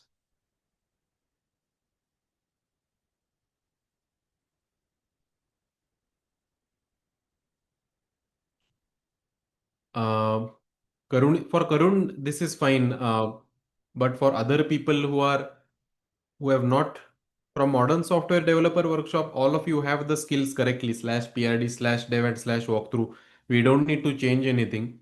But for those who don't have these skills, uh, this is how you can create these skills in the first place.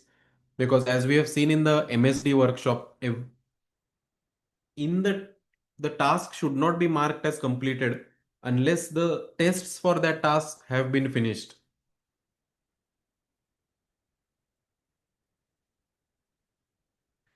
Satyajit is saying if you allow skip permissions after the execution starts, I think you will need to restart the session once, Satyajit, but you can check this. Every time I have allowed skip permissions, I've restarted the session. Sarthak has shared his project roadmap document. Let me just open it.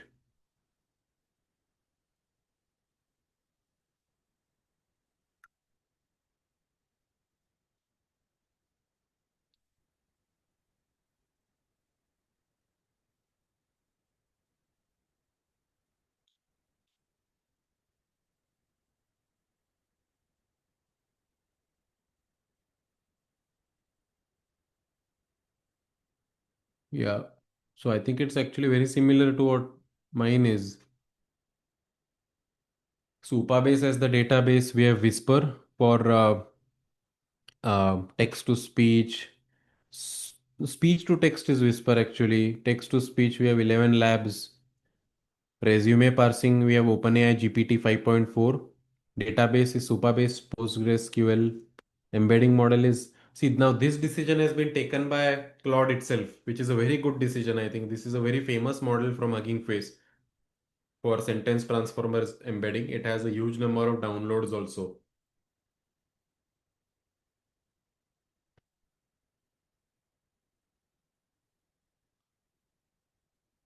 Prakash is saying with this process, can we? So we have a rack component in this process, right? If you notice where that rack component is, this system is already based on a retrieval augmented generation pipeline. Where is the rack component? The rack component is over here in this factual questions.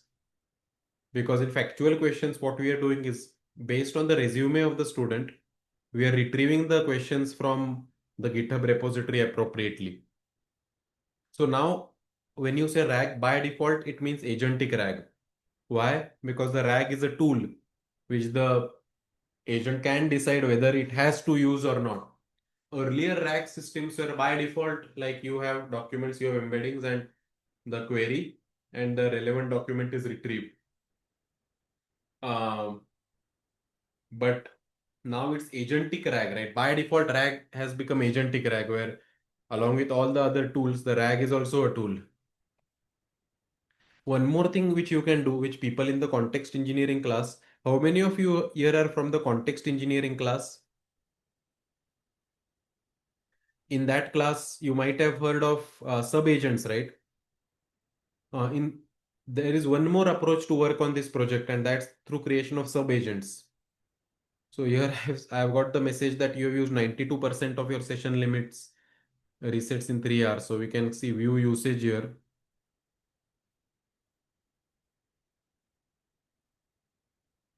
I think the best thing for me to do right now would be to switch to a different account which probably has more usage.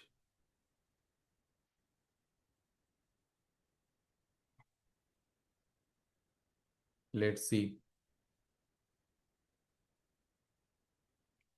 So every industrial project on cloud actually takes limits, like it takes tokens, which means that you definitely need to be on Cloud Max for sure.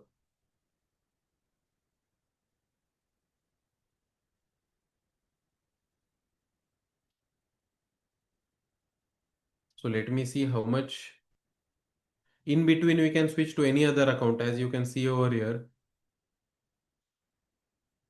So I've got this message that I've hit your limit. So I'll probably switch. All of you can go ahead and continue using whatever you have. What I will do is that I will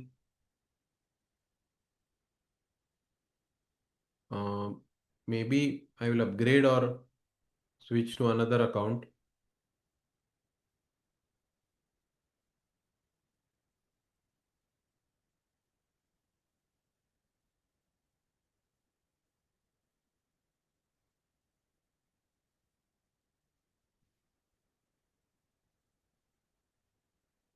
Just give me a moment.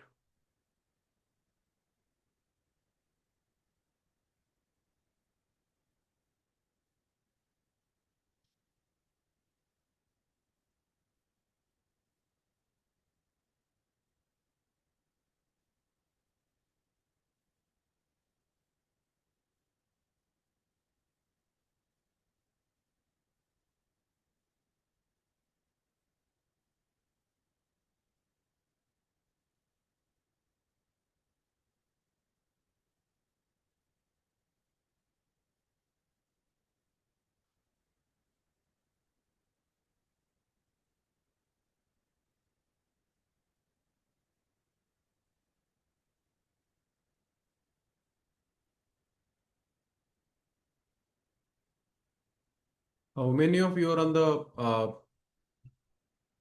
Claude Max plan?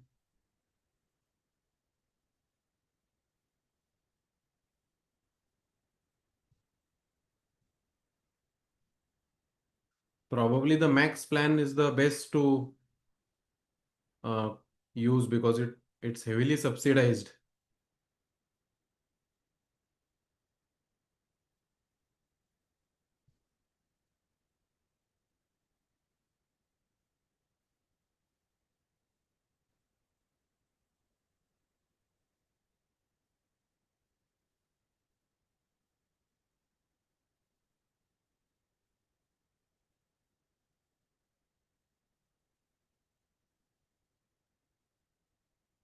So right now what I'm doing is I'm upgrading to the Max plan.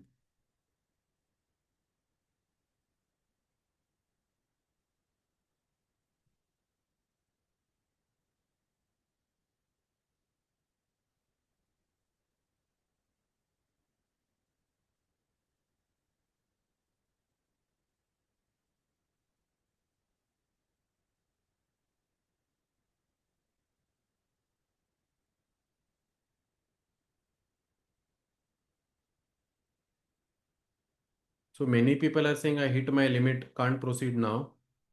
Um, Usually for these big projects, you will need to be on the best plans because these projects consume a lot of tokens. Right now we are building an industry-based project, right? So it's not an easy project.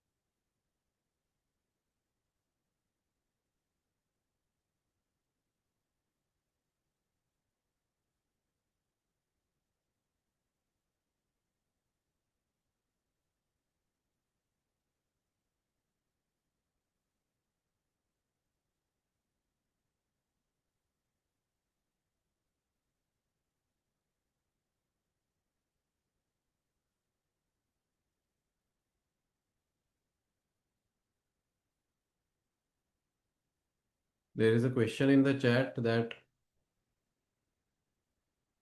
um, in between we can switch to any other account. Yeah, that's you can. I've hit my limit. How many people have hit your limit actually, and how many have not? Could you mention that? Is there anyone who has not hit their limit right now?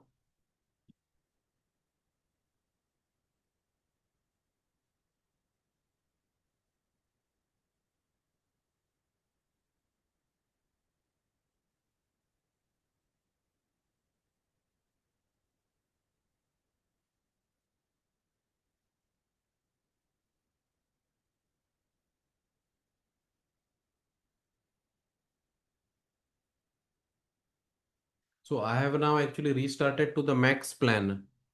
So let me check it.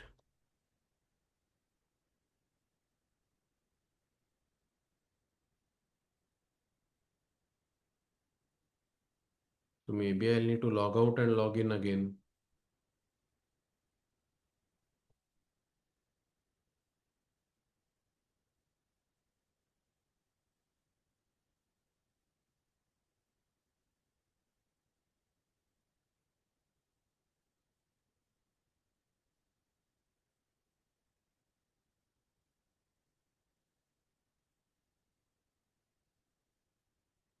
Okay, now let me share my screen again. Yeah, so my screen is shared. Can you all see my screen right now?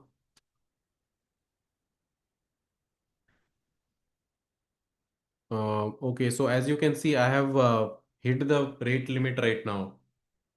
So what I did is there are multiple options you can do after this moment. This is a very common problem which you will face while building projects. I have upgraded to Claude Max now, this Max plan. So as you can see, if you go to settings,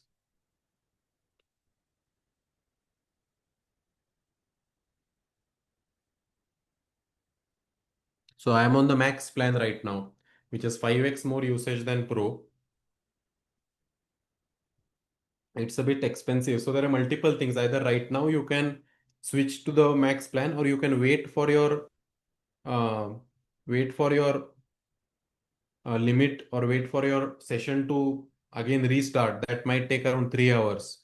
Or what you can also do is that you can use a locally downloaded Olama model.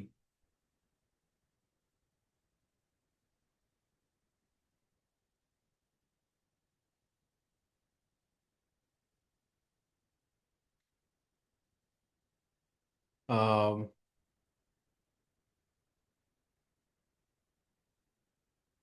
for example, there is a way to connect the models such as Quen with Claude Code, which you can locally download. So I'm just sharing this with all of you. But it's just that for industry-based projects, in my opinion, for those of you, how many of you in this call are industry professionals, by the way? Could you mention in the chat? For those of you who are industry professionals, it really does not make sense to work with Olama. All of you should definitely upgrade to Claude Max because it's completely worth it. For those of you who are students, you can definitely go ahead with Olama integration with Claude Code. But those of you who are industry professionals, there is really no comparison between the Max plans and the Claude Code or Quen. Nilamay Singh, I lost my job. Yeah, in this case, actually, it's better to use Olama with Quen. The workflow stays the same. It's just that for the model, Opus 4.6 is probably the best coding model right now.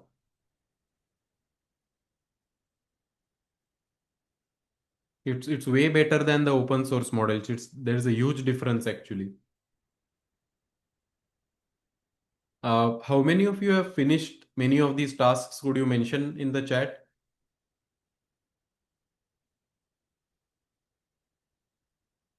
Karun is finished. Karun, now can you do local testing with this, whether it's actually working or not?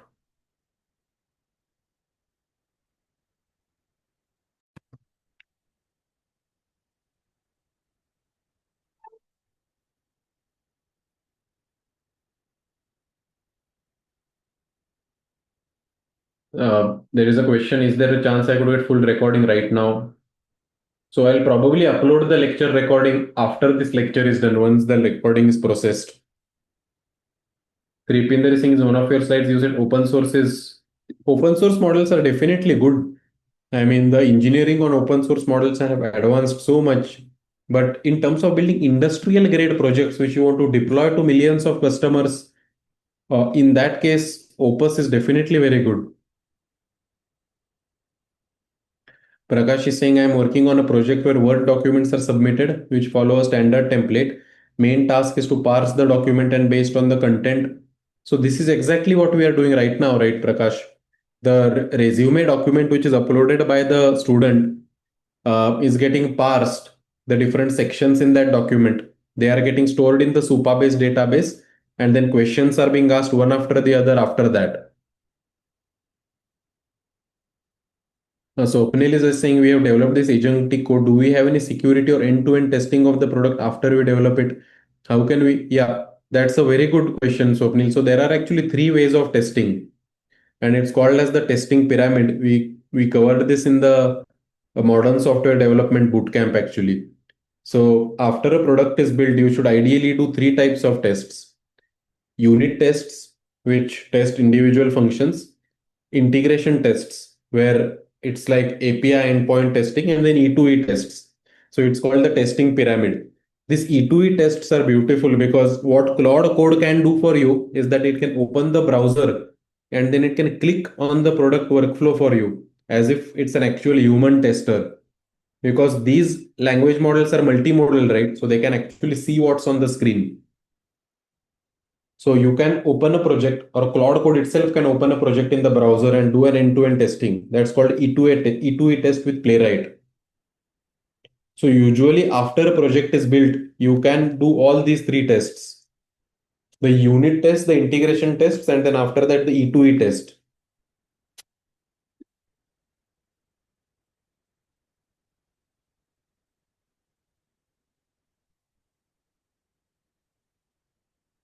Vishwa is saying that how do we create Claude Code environment where we need two different GitHub repositories? Then I would like to update. So this same question you can ask Claude Code, right? So that I have created a environment with three or four GitHub repositories. So the best way is to ask Claude Code that, hey, I want to work with four GitHub repos. How do I go about it? So you can see for me right now, this whole project has been, or at least the sprint version one has been completed. And now it will have errors. Our job is to check whether it has errors or not. So let's go ahead. So I've opened this localhost, and the first is that localhost itself is not opening. I tried opening localhost, but it's not opening. Can you open it yourself? Do end-to-end tests and then tell me whether everything is working. Only then I will start my testing. The localhost is not working for me. Can you try opening it, upload the PDF, and check whether everything is working end to end? And then you can report back to me only after your testing is done.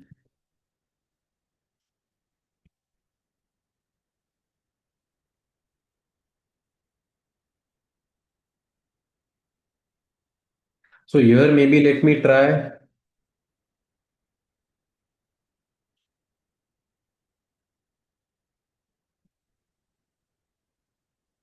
Use Playwright MCP for browser testing and share test screenshots with me.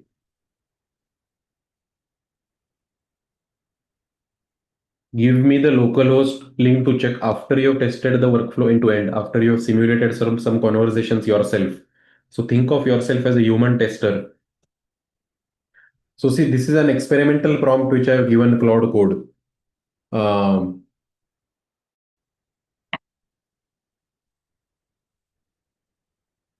where I asked Claude Code to do the testing itself without giving it to me for testing.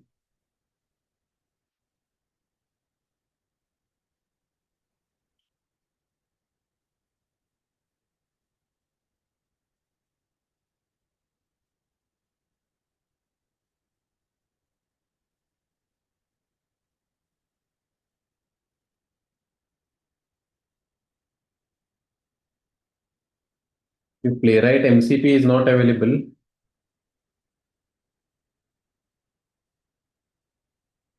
it's fine. You can just install Playwright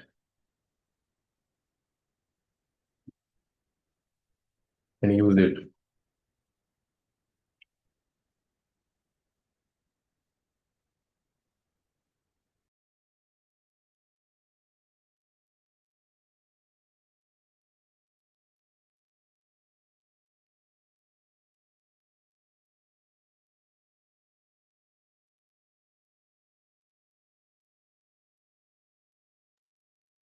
Uh, how many of you have finished these tasks? Could you let me know what you are doing right now? For how many of you the tasks are finished, and is anyone able to run it locally actually?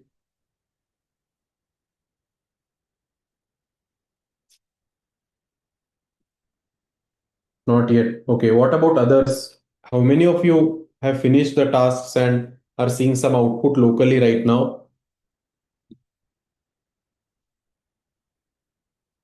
Karun is saying testing E2E not yet successful. So I am also at the same stage right now where um, what we are doing is that we are writing a comprehensive end-to-end testing script that acts as a human tester.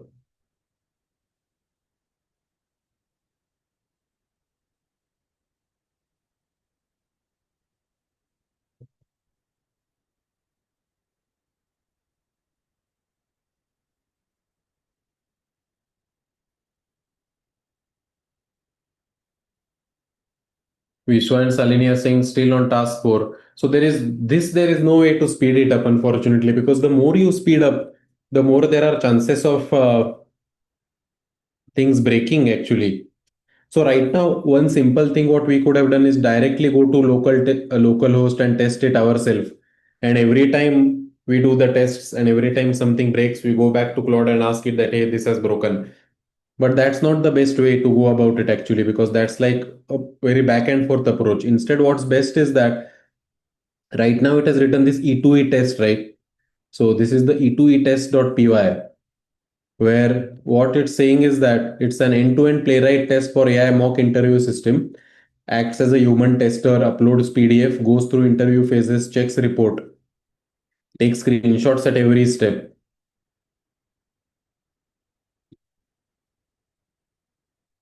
Now you can make this testing procedure as robust as you want. So you can even test the database. Right now, I'm not testing the database really, right? But you can even say that in this testing procedure, I want to test whether the Supabase database tables are getting created or not.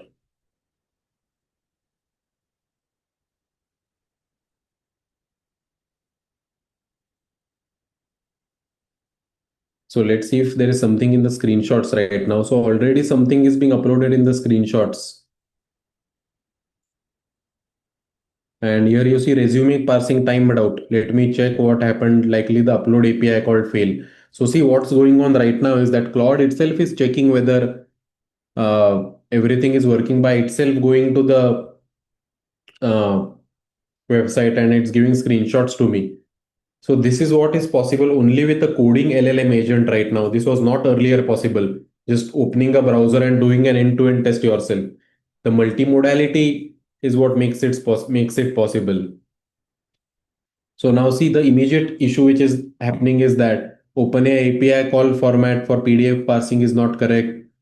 So this is being changed right now. OpenAI responses API format is wrong, and Claude Code itself has understood that I have to fix the resume parser. So now these end-to-end tests will be done by Claude Code itself. And during this time, ideally, what I do in my workflow is that instead of waiting, what I do is that I actually start a new Claude Code session and I work on a new project. So usually at in any given point of time, I'm working on multiple projects at the same time parallelly. On a good day, I'm working on 4 to 5 projects parallelly. Because the testing, I ask the agents itself to do the browser testing for me. And while let's say one project is in the testing phase, there might be another project which is in some different stage.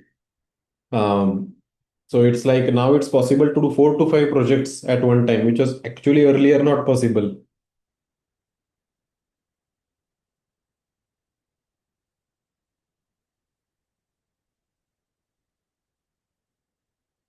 Let's see if there are any questions in the chat.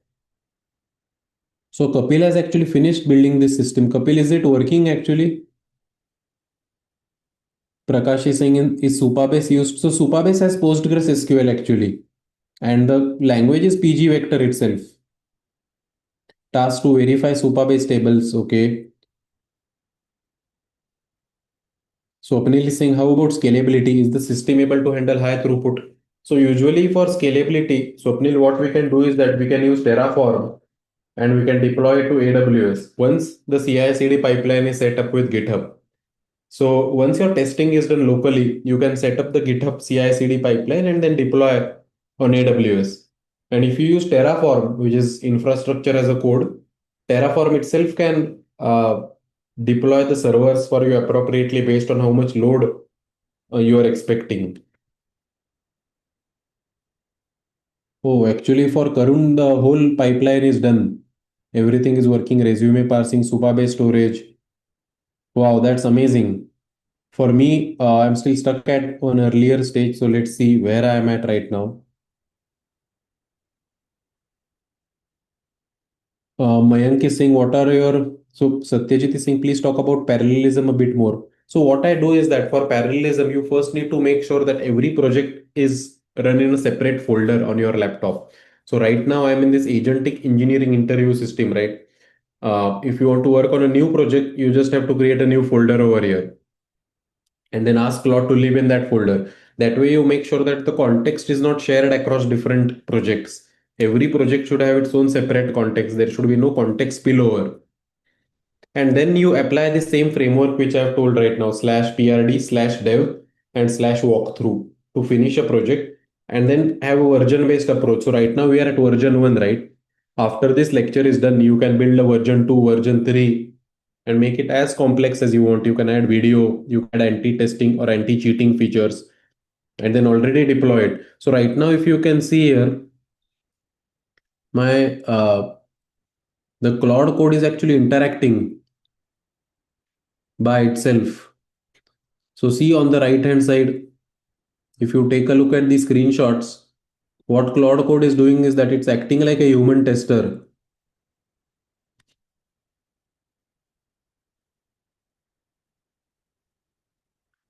Um, and see it's drilling down based on the... So this is in the drill down phase, the Russian doll phase, which we started with, right? And I'm not doing this testing at all. I'm waiting for Claude. So see, all of this is Claude code testing. So what it's doing right now, it's that phase 2 is starting now, phase 3 is starting. So it's going through all the different phases which we had listed down in the prompt. This is beautiful to see, right? Without this, I'm not doing any testing myself. So whole testing is automated, where Claude is going to the browser itself and giving me screenshots. Anindya is saying that should we not have used the plan mode first based on the requirements and then edited and finalized? So that's what we did in the slash PRD skill.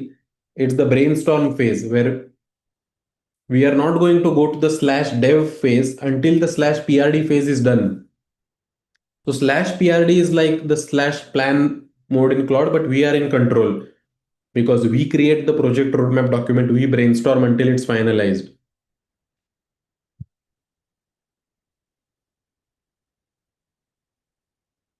Uh, let's see if there are any other questions in the chat.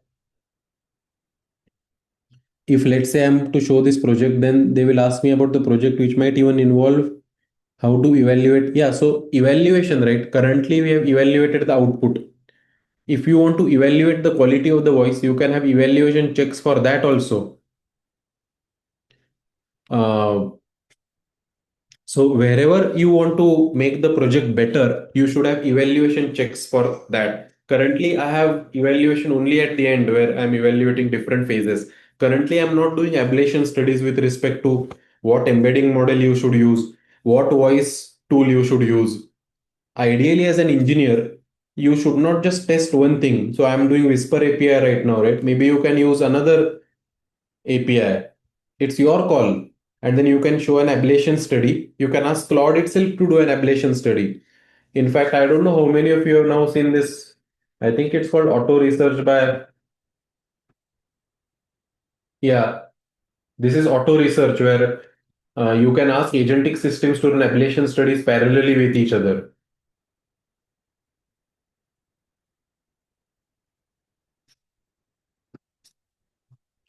There is a question, how about adding security features? How to make sure? So similar to the testing, right? In the modern software development bootcamp, we had a security phase where there are actually three security tests which you can do: static security, dependency scanning, and then manual review.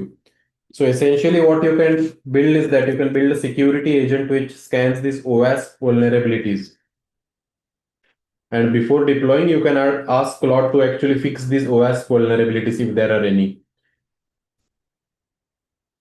I'll share this link in the chat also for the reference.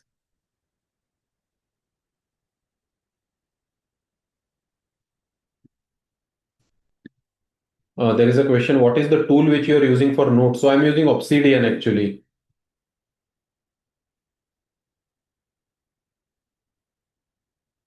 I like this a lot. It's very clean, simple and easy to use. So right now you can see my testing is still going on phase 3, phase 4, and now this is at phase 5.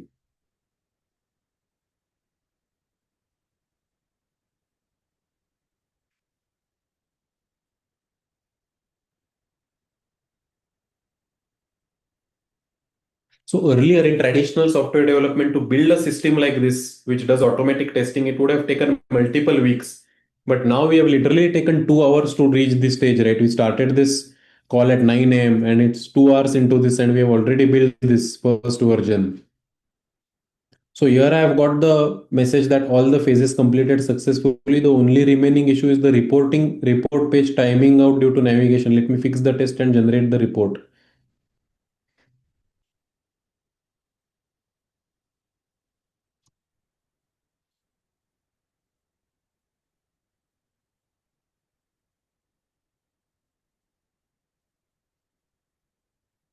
How many of you have actually finished uh, these tasks, and how many of you are able to see this project fully on localhost right now? So one person, Karun, has finished this for sure. What about others? Where are you right now? Is your session timed out? So this is how the report will be generated, as you can see, which is automatically be tested by Claude.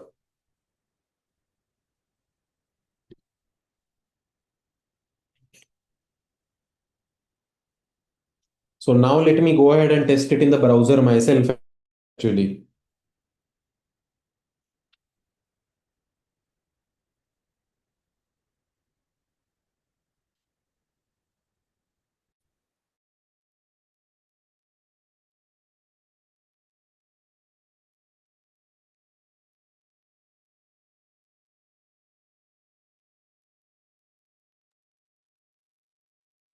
Okay, now I'm ready to test because the agent has told me that it has tested everything. Front-end server exited. Let me start again. So let's wait for some time before the front-end and the back-end server is up, and then I'll go towards testing.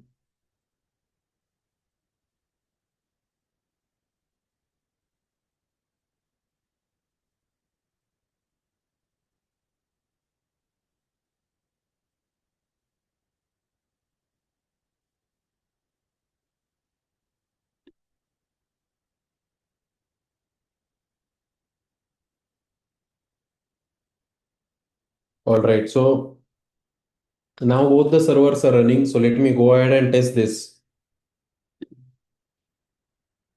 Okay, good. So this is the AI mock interview platform. I'll go ahead and upload the PDF and click on upload and parse the PDF. So now this should ideally work because the coding agent has tested it itself. But for us, let's go ahead and see whether it's working. Meanwhile, let me see some questions in the chat. Uh, can you share the e2e test.md file? So my e2e file, which is it's this e2e test.py, I'll probably share it in the doc.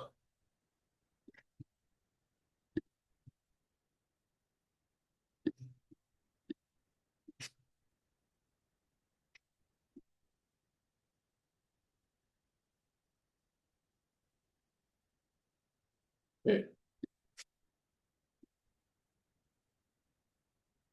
So this is the testing E2E test if anyone wants to copy this for their own tests. Can everyone see my screen right now where the data has been extracted here for this particular person? And then we can even check this in Supabase. So let's go to Supabase right now and let's see whether a project has been created first of all.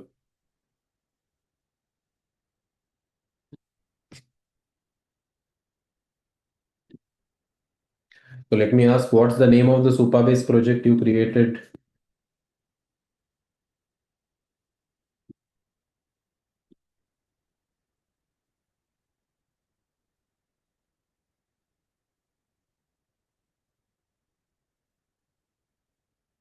So the name is AI mock interview. Okay,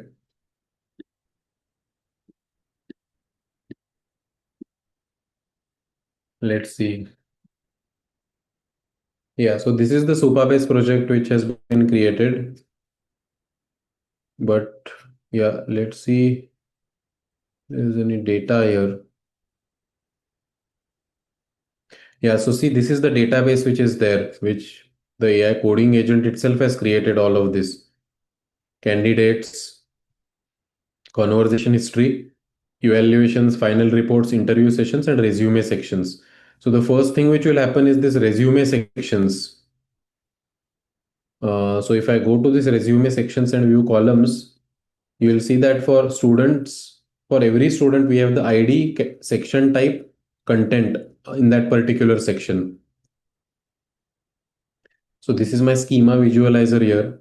All of this, I have not created anything here. So if you go to table editor right now, and you can see candidates.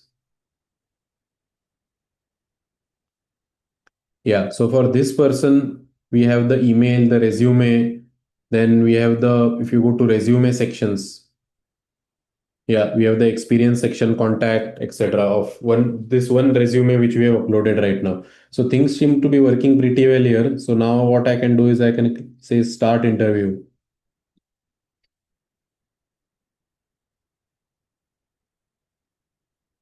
Tell me about yourself and your background. So did you hear that voice, which is my cloned voice from 11 Labs right now? So I graduated.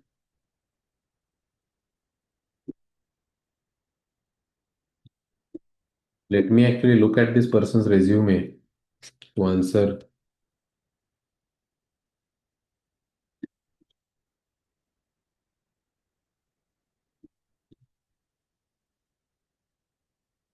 I am excited to attend this interview.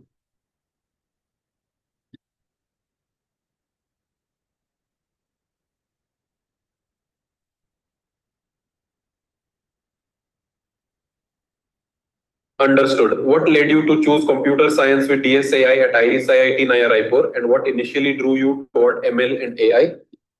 I chose ML and AI because I particularly was interested in the evolving job market and wanted to upskill for that.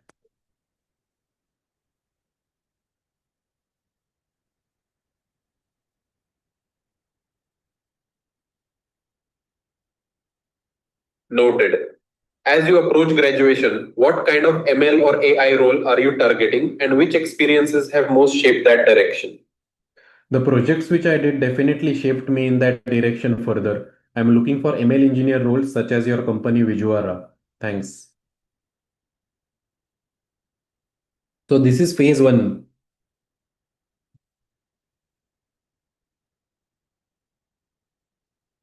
I see you worked on the migration pipeline at Airbus India Private Limited. Walk me through what you built. So see, we are now starting phase two, which is drilling down on each project. I have no clue about what this person built, so let me just type this.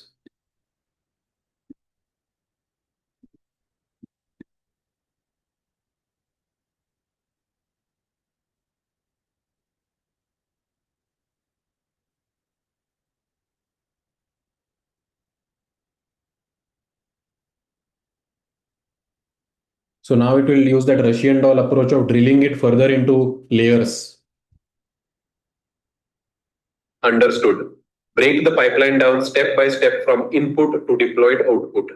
What was the input artifact from the legacy .NET app? How did your dependency resolver represent it? Where did Gemini and LangChain sit in the flow? And what exactly was emitted for apps, script, and React? See, this is a detailed question now, right? So I'll try to answer. And now I'm using this microphone feature. So I'm not actually sure about the input artifact and how my dependency resolver represented it. But what I did is I took the code and I passed it to uh, Gemini. I used the Gemini 2.5 Pro model, and then the output was connected to the React.js front end.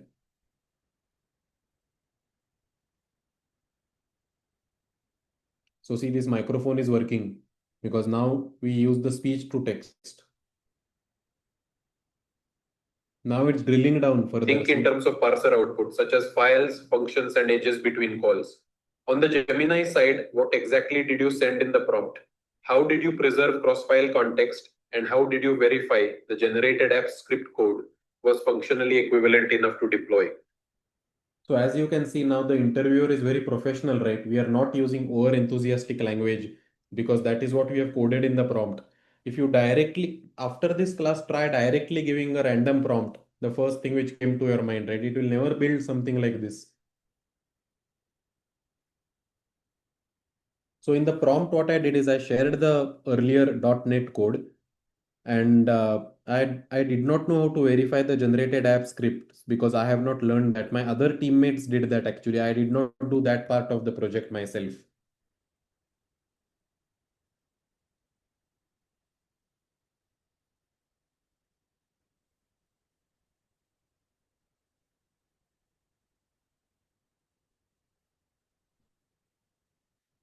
So as you can see, Understood. If you did not own verification, focus only on the Lang chain and Gemini integration you personally implemented. Describe the chain end to end, what inputs the chain received, how you structured the prompt template for code conversion, how you handled large multi-file .NET code that exceeded context limits, and what post-processing you applied before sending output to deployment. so now see is drilling down so much that I personally am not able to. So if the student is not able to answer this, let me end the chain here. I am sorry, but I don't know the answer to this question. Yeah, I am sorry, but I am not able to answer this.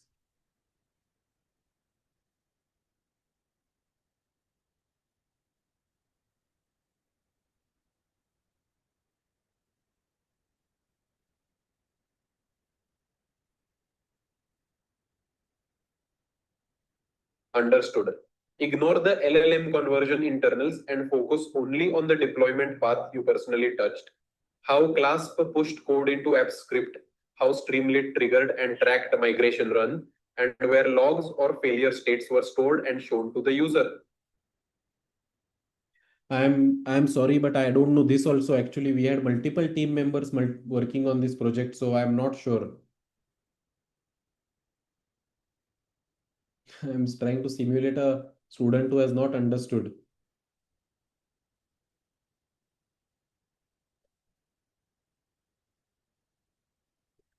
Yeah, it's using understood too much. Let's discuss another project. Tell me about your wheat head detection project at Mexico Grove. See, now what happened is in the Russian doll approach, the agent figured out that I cannot answer any further, so it has stopped here, right? Now it is asking me about the second project, which is about this YOLO 8 pipeline. In this project, I actually built a YOLO 8 pipeline.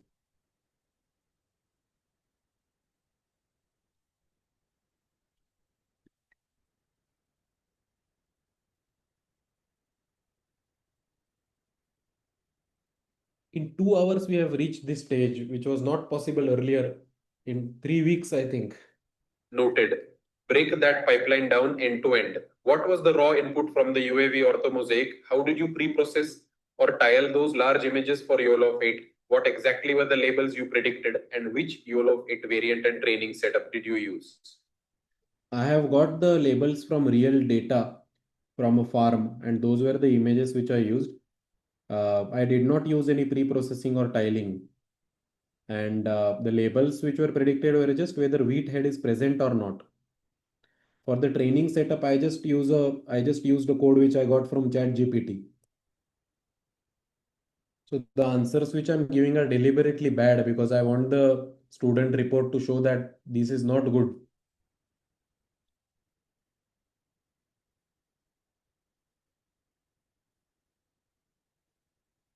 Let's discuss another project. Tell me about Radiant, what problem in RAG you are trying to solve, and what your specific contribution was.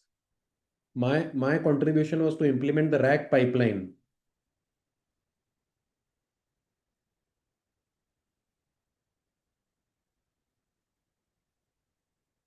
So this is not good, right? It's saying RAG pipeline.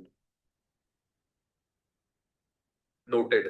Break the Radiant pipeline down end to end, starting from a user query. How were documents chunked and retrieved? Where was entity context alignment computed? How did ECD enter the loop? And at what stage did DPO modify the system? If you did not own all of it, describe only the exact component you personally implemented and the inputs and outputs of that component. I have actually implemented only the RAG system where I used, I think, fixed chunking or semantic chunking. I'm not very sure, but I think I used fixed chunking, and the rest of the pipeline was handled by other team members. But I was in charge of the retrieval augmented generation part.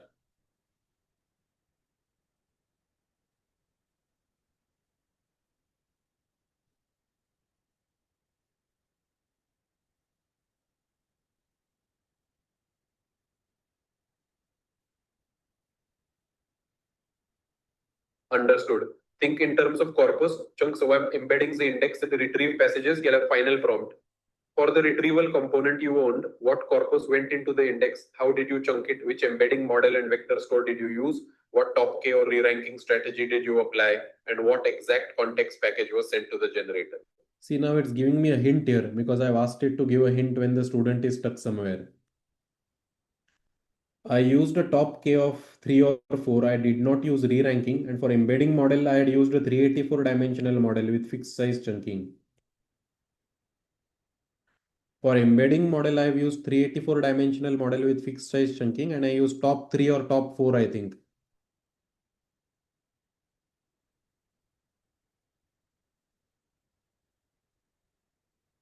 How many of you have got a system like this right now? Could you mention in the chat if you have got this working like I have done right now?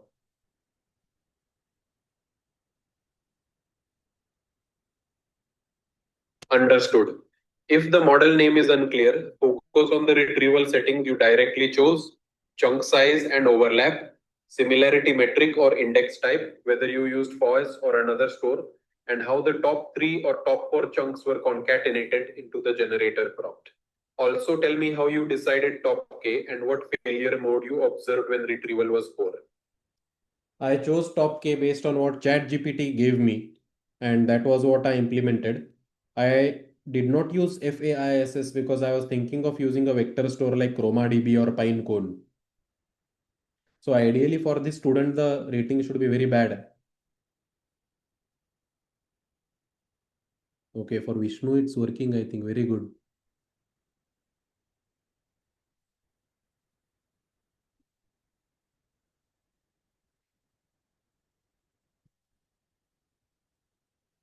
So now it's going into the factual question Understood. phase. A retrieval implementation should be able to specify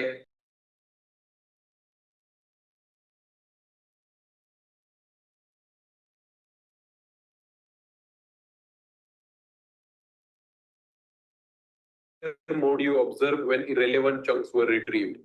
Now I have some factual questions for you. What is YOLO 8 and how does it work?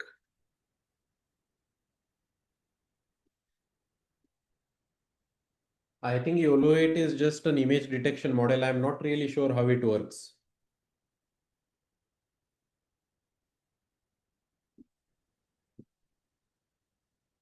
What is retrieval augmented generation or RAG? Retrieval augmented generation is like attempting an open book exam where uh, you have a certain knowledge base and you retrieve the most important sections of that knowledge base. You augment it to what knowledge you already have. So it's retrieved data, augmenting your current prompt, and then passing it to the LLM.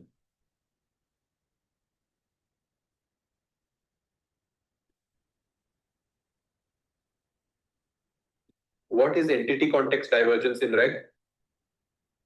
I'm not sure I know this entirely, but it probably seems like the retrieved data is not aligned with the correct context.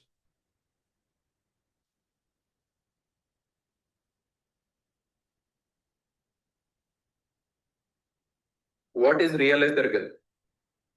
I am sorry, I do not know this.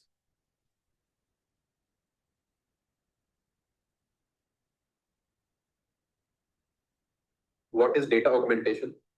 So generally, if your training data is less, you would want to augment that data. But instead of collecting it new, you just take the original data and probably augment it by rotating it, uh, creating interpolated versions of the data, etc.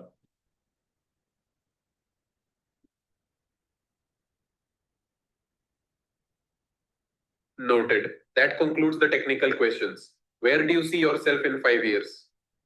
In 5 years, I would probably want to be a senior machine learning engineer at top AI ML companies like uh, Anthropic, OpenAI, Google, Nvidia, etc.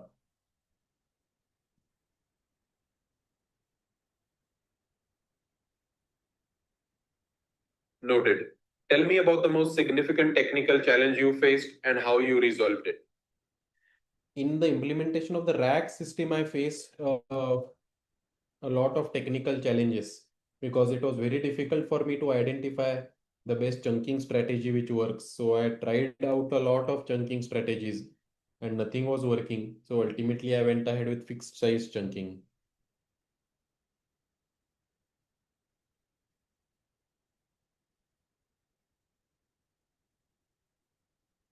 Noted. How do you approach working in a team, especially when there are disagreements?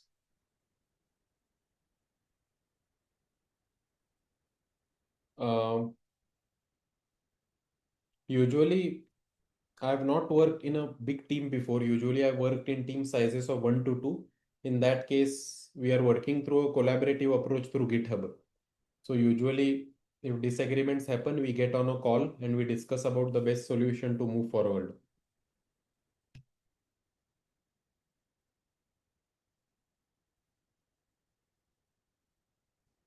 Understood. Do you have any questions for me?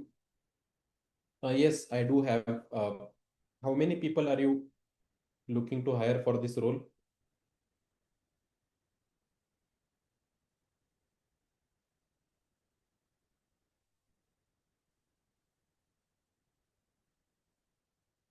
The exact number can vary by business need, but typically it is a small cohort rather than a large intake for this role.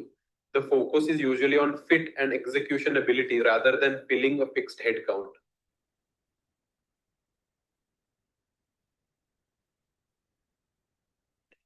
Now as all of you can see, this was the version one of our interview, right? It's not perfect at all. Number of things can be improved, but whatever we have mentioned, as you can see the score, it's 56 out of 100, which is pretty poor, right? And it's predominantly because the Socratic depth score for project one was very low. For project two, it was also low. I think it should have been a bit lower here, so we should probably make the grading a bit more strict. Then for phase four, I almost got all the questions incorrect except for two, which I had answered, such as retrieval augmented generation and data augmentation. And for phase five, behavioral assessment, maybe the assessment should be a bit more granular. So a lot of things can be improved. The evaluations can be a bit more granular. As many of you have noted in the chat, the unnecessary use of understood or noted too many times, it's not good. We can make it a bit more communicative. Right now, it seems like Q&A. Hint utilization is equal to zero because I actually did not utilize the hints given by the agent. The agent was giving me hints at multiple places, but I was not utilizing it. That's why probably it says hint utilization equal to zero.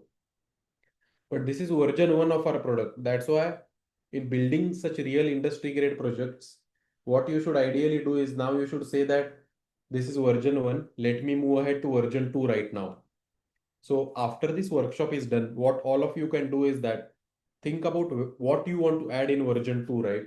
So version 2 can be where you want to add video features, you want to make the agent more communicative. We have not tested the anxiety or pressure patterns here, right?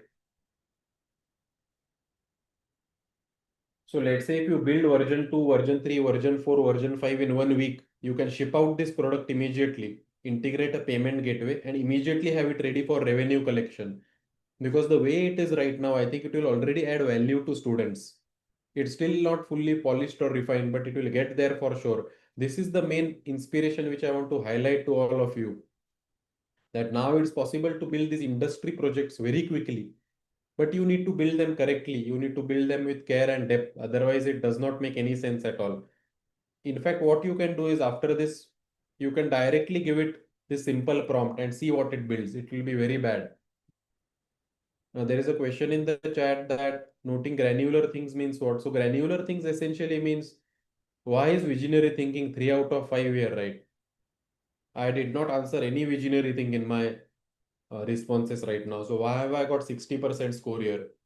How do you break down visionary thinking into objective points? How do you break down groundedness or team player into objective points? And now the last thing which I want to do is that I want to go ahead and so let us all build a website out of this at the end of this class. Go ahead, deploy this to GitHub pages and give me the deployed website link.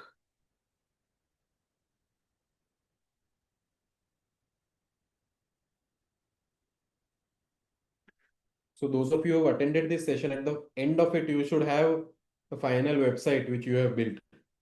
So for you, if GitHub is not connected, you will probably, so as it's saying, maybe GitHub is not the best way to build this, right? Because it's static. So maybe we can use Railway. Now Claude has already gone ahead and started hosting the front end on GitHub, and back end it will host on Render maybe. So let's see.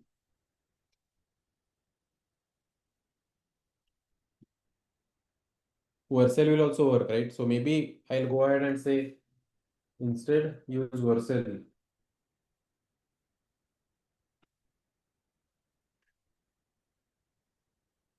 How many of you are at this stage where you are pushing it right now to the final website? Because that's the final takeaway which I want all of you after today's lecture.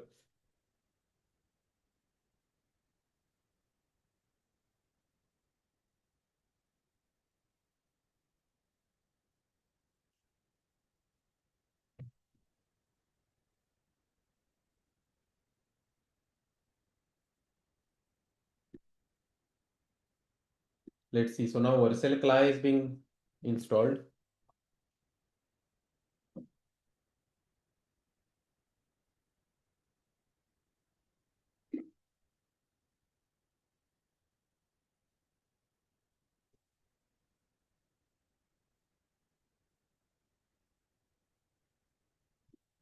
There is a question in the chat that when, so I'll upload this in the afternoon itself within 2 to 3 hours after this lecture is done. So now GitHub repo is being created and the code is being pushed. Let's see.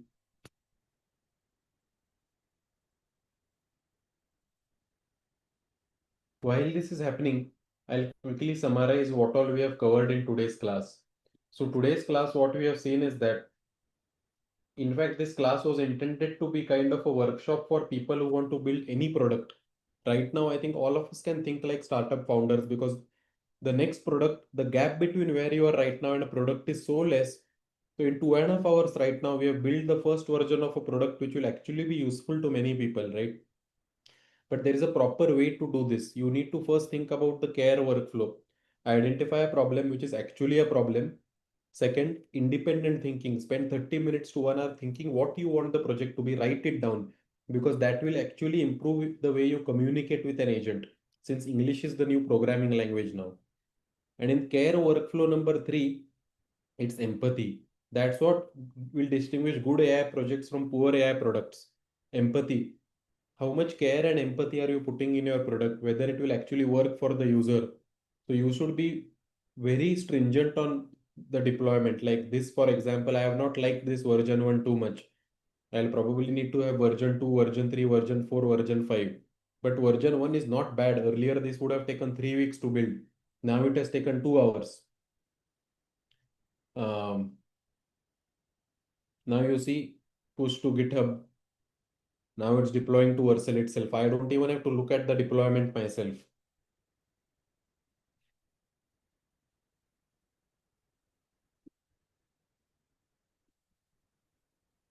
Okay, let me actually do this Vercel authentication now.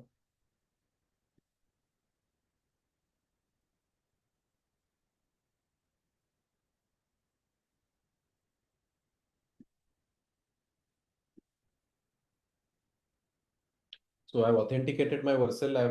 I've checked into my GitHub. Now the project is being linked to GitHub to Vercel right now. The GitHub project is being linked to Vercel right now.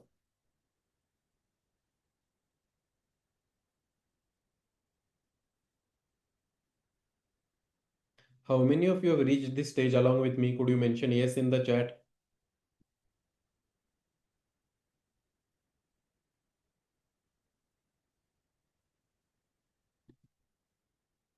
Yes, okay. Karun has reached. What about others?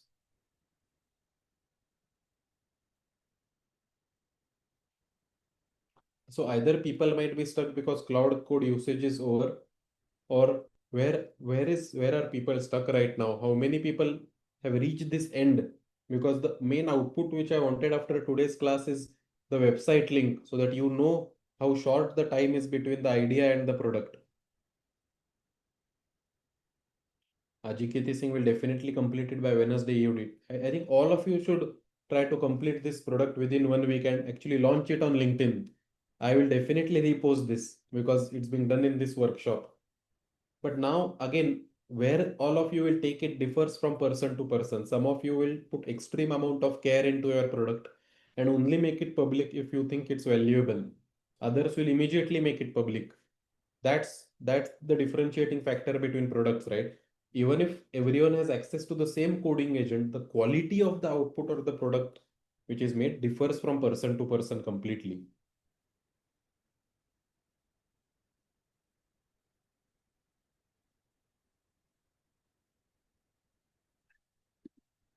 All right, everyone. So this brings us to the end of today's class. If you have any last minute questions, you can please go ahead and ask.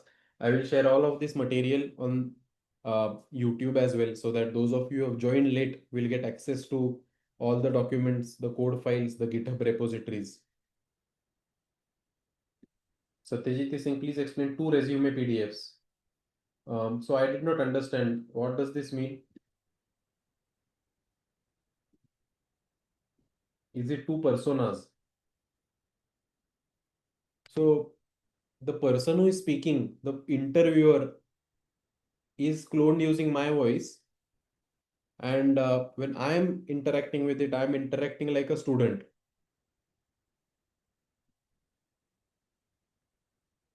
Are there any other questions? So I am going to upload it on YouTube for sure.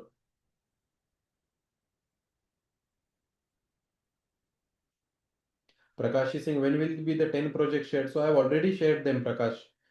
In the modern software development GitHub repository, you will see on the dashboard the list of 10 projects. Sarthak is saying, can you share the GitHub repo so that we can compare prompts and code and skills? I'll share it. I'll link it in the YouTube video as well. Mayank is asking, what are your views on the leak Claude model? So I think that this is going to happen more and more now, unfortunately. So one thing which I always want to emphasize is security, right? We should never ship a product unless the most obvious security glitches are fixed. So from our side, what we can do is this OWASP top 10 securities, right? At least they should be fixed. And that is what we can do from our end before putting it into production. In fact, there is a lot of scope for security related research right now.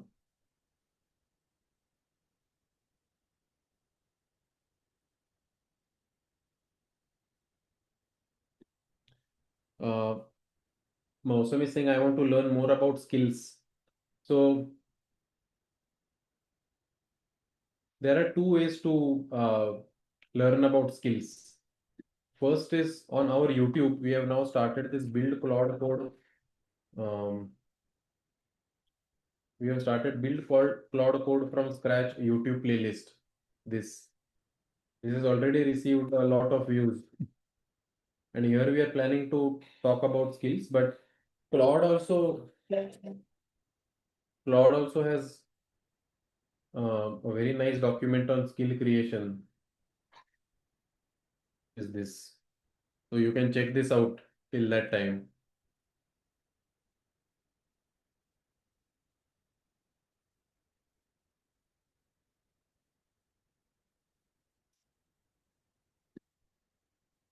All right, everyone. Thank you for attending this lecture. And I really encourage all of you to take this product to completion.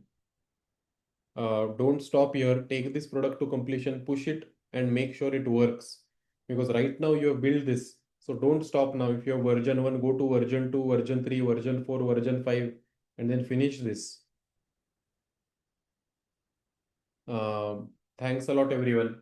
I will look forward to seeing you in future such workshops which I conduct. Thank you. See you. Bye.